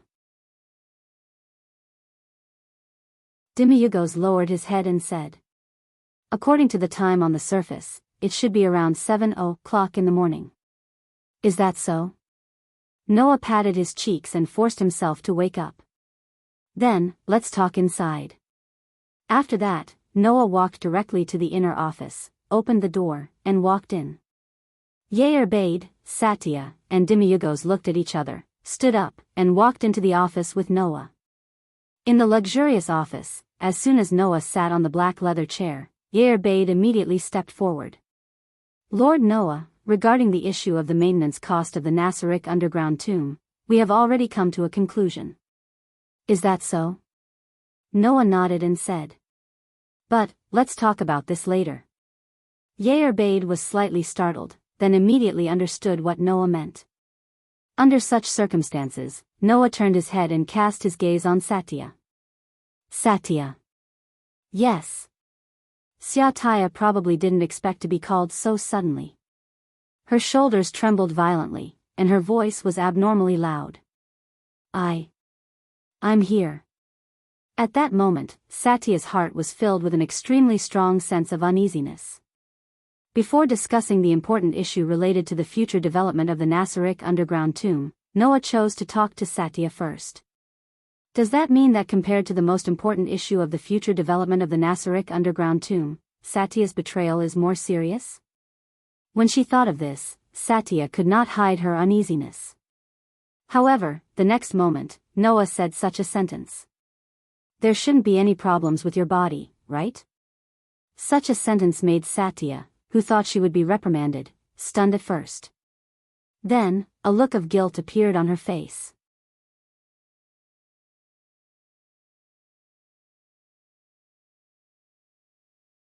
Chapter 1236. There was no doubt that the cost of maintaining the underground tomb of Nasaric was unimaginably important to the entire underground tomb of Nasaric. Ever since the underground tomb of Nasaric had officially become operational, Yair and Demiurgos had been experimenting with the idea of finding out if the other gold coins could be used in addition to Yggdrasil. If they could be used, it would have a huge impact on the underground tomb of Nasaric. For the sake of the cost of summoning the high-level non-automatic rebirth monsters in the underground tomb of Nasaric, as well as the cost of activating the magic used in the base, as well as the cost of resurrecting NPCs when they died, and so on, once it was confirmed that the other gold coins could be used, the underground tomb of Nasaric would be able to develop rapidly while ensuring that they would be able to get enough money. After all, just by investing a large amount of money to summon a batch of high-level monsters, they would be able to increase the power and strength of the underground tomb of Nasaric at an extremely high efficiency. Although they still had to consider the various expenses that the underground tomb of Nasaric would need in the future, it was still better than not developing at all. If they couldn't use gold coins other than Yggdrasil to maintain the underground tomb of Nasaric, their future development would be greatly limited. Hence, this question was definitely the most important of all the matters in the underground tomb of Nasaric.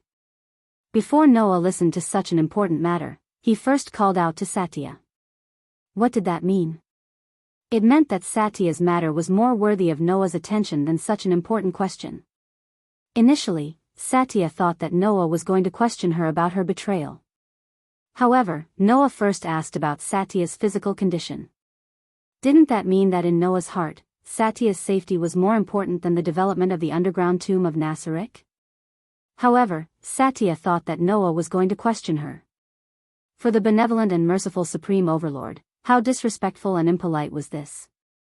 Wasn't it simply gauging the stature of a gentleman with the yardstick of a villain? Lord Noah. Satya, who was full of guilt, could no longer bear it. She knelt on one knee and cried out in grief. Undoubtedly, as a guardian, I have committed such a stupid and serious crime. Please give me the harshest punishment. There was even a trace of pain in Satya's voice.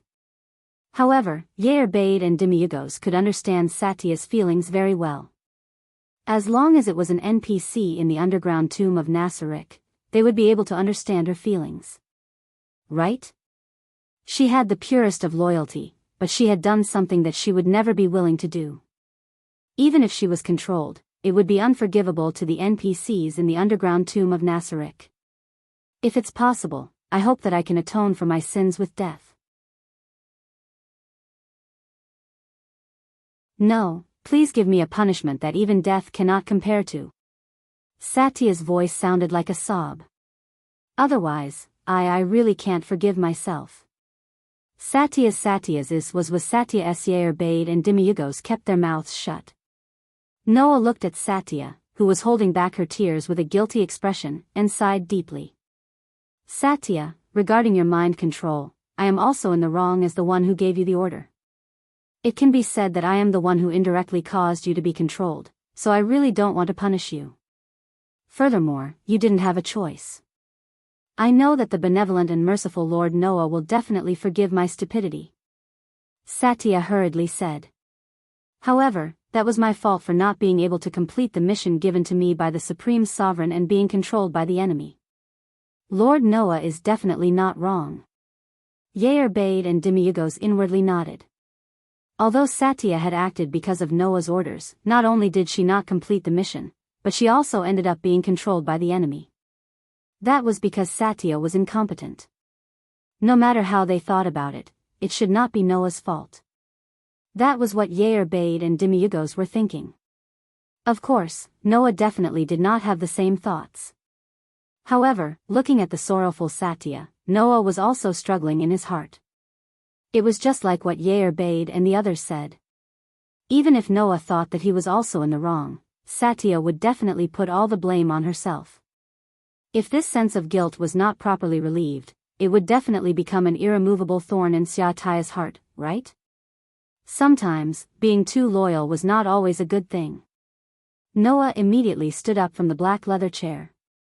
Under Satya's stunned expression, he directly walked in front of her and knelt down on one knee like her.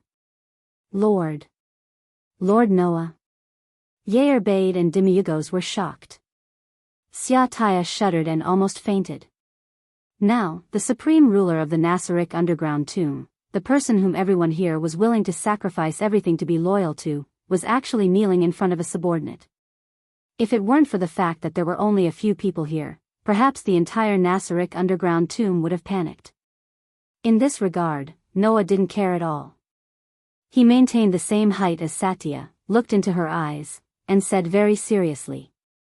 Satya, you know that you definitely feel a strong sense of guilt for what happened this time, but I feel the same way about it.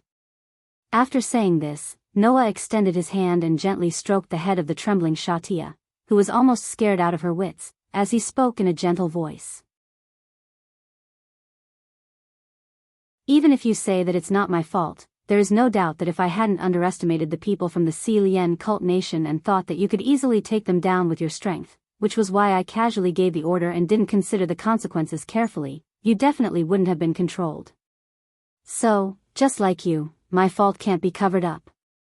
Noah shook his head gently. I know that you definitely won't accept my words, but at least let me apologize to you. I'm sorry, Satya. Sir Noah. Satya stared at Noah absent-mindedly. If you must punish me, then for your sake, I can do as you wish. Noah met Satya's gaze. But you have to remember that you're not allowed to mention anything about using death as an apology in the future. You once swore to me that you would give everything you have to me. You also said that your lives were all mine. Then, you carried all of my belongings with you, but when you made a mistake, you used my belongings to apologize. That's not right, is it? Noah's gaze swept across Yerbade, Demiurgos, and Zaisha as he spoke. So, all of you remember that your lives are mine. Without my permission, you're not allowed to lose them. Do you hear me? These words turned into a surge of heat that surged in the hearts of Yerbade, Satya, and demiurgos. Without any hesitation, Yerbade and demiurgos knelt on one knee at the same time. Together with Satya, who had her head lowered, they let out a voice that seemed to burst out from the depths of their souls. "Yes, sir." Noah smiled faintly and stood up. He bent down and lifted Satya's chin, a slightly malicious smile on his face. "As for Satya, your punishment will be left for tonight." "Night? Tonight?" Satya was startled at first. Then, she seemed to have thought of something and widened her eyes in ecstasy. Could it be, what is it?" Noah said as if he was tempting a child. "Come to my room tonight and you'll understand."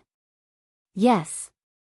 Satya's voice was louder than before, and everyone could sense the joy in it. However, at this moment, the temperature in the room suddenly dropped. Night. Room. Night. Room. Punishment. Punishment. Punishment in the room at night. Yerbeda lowered his head, and a smile appeared on his face as if he had broken it. That scene was enough to scare an ordinary person to death. You're tuning into the Romantic Tales YouTube channel. Don't forget to subscribe and join us on this journey to catch the most captivating stories.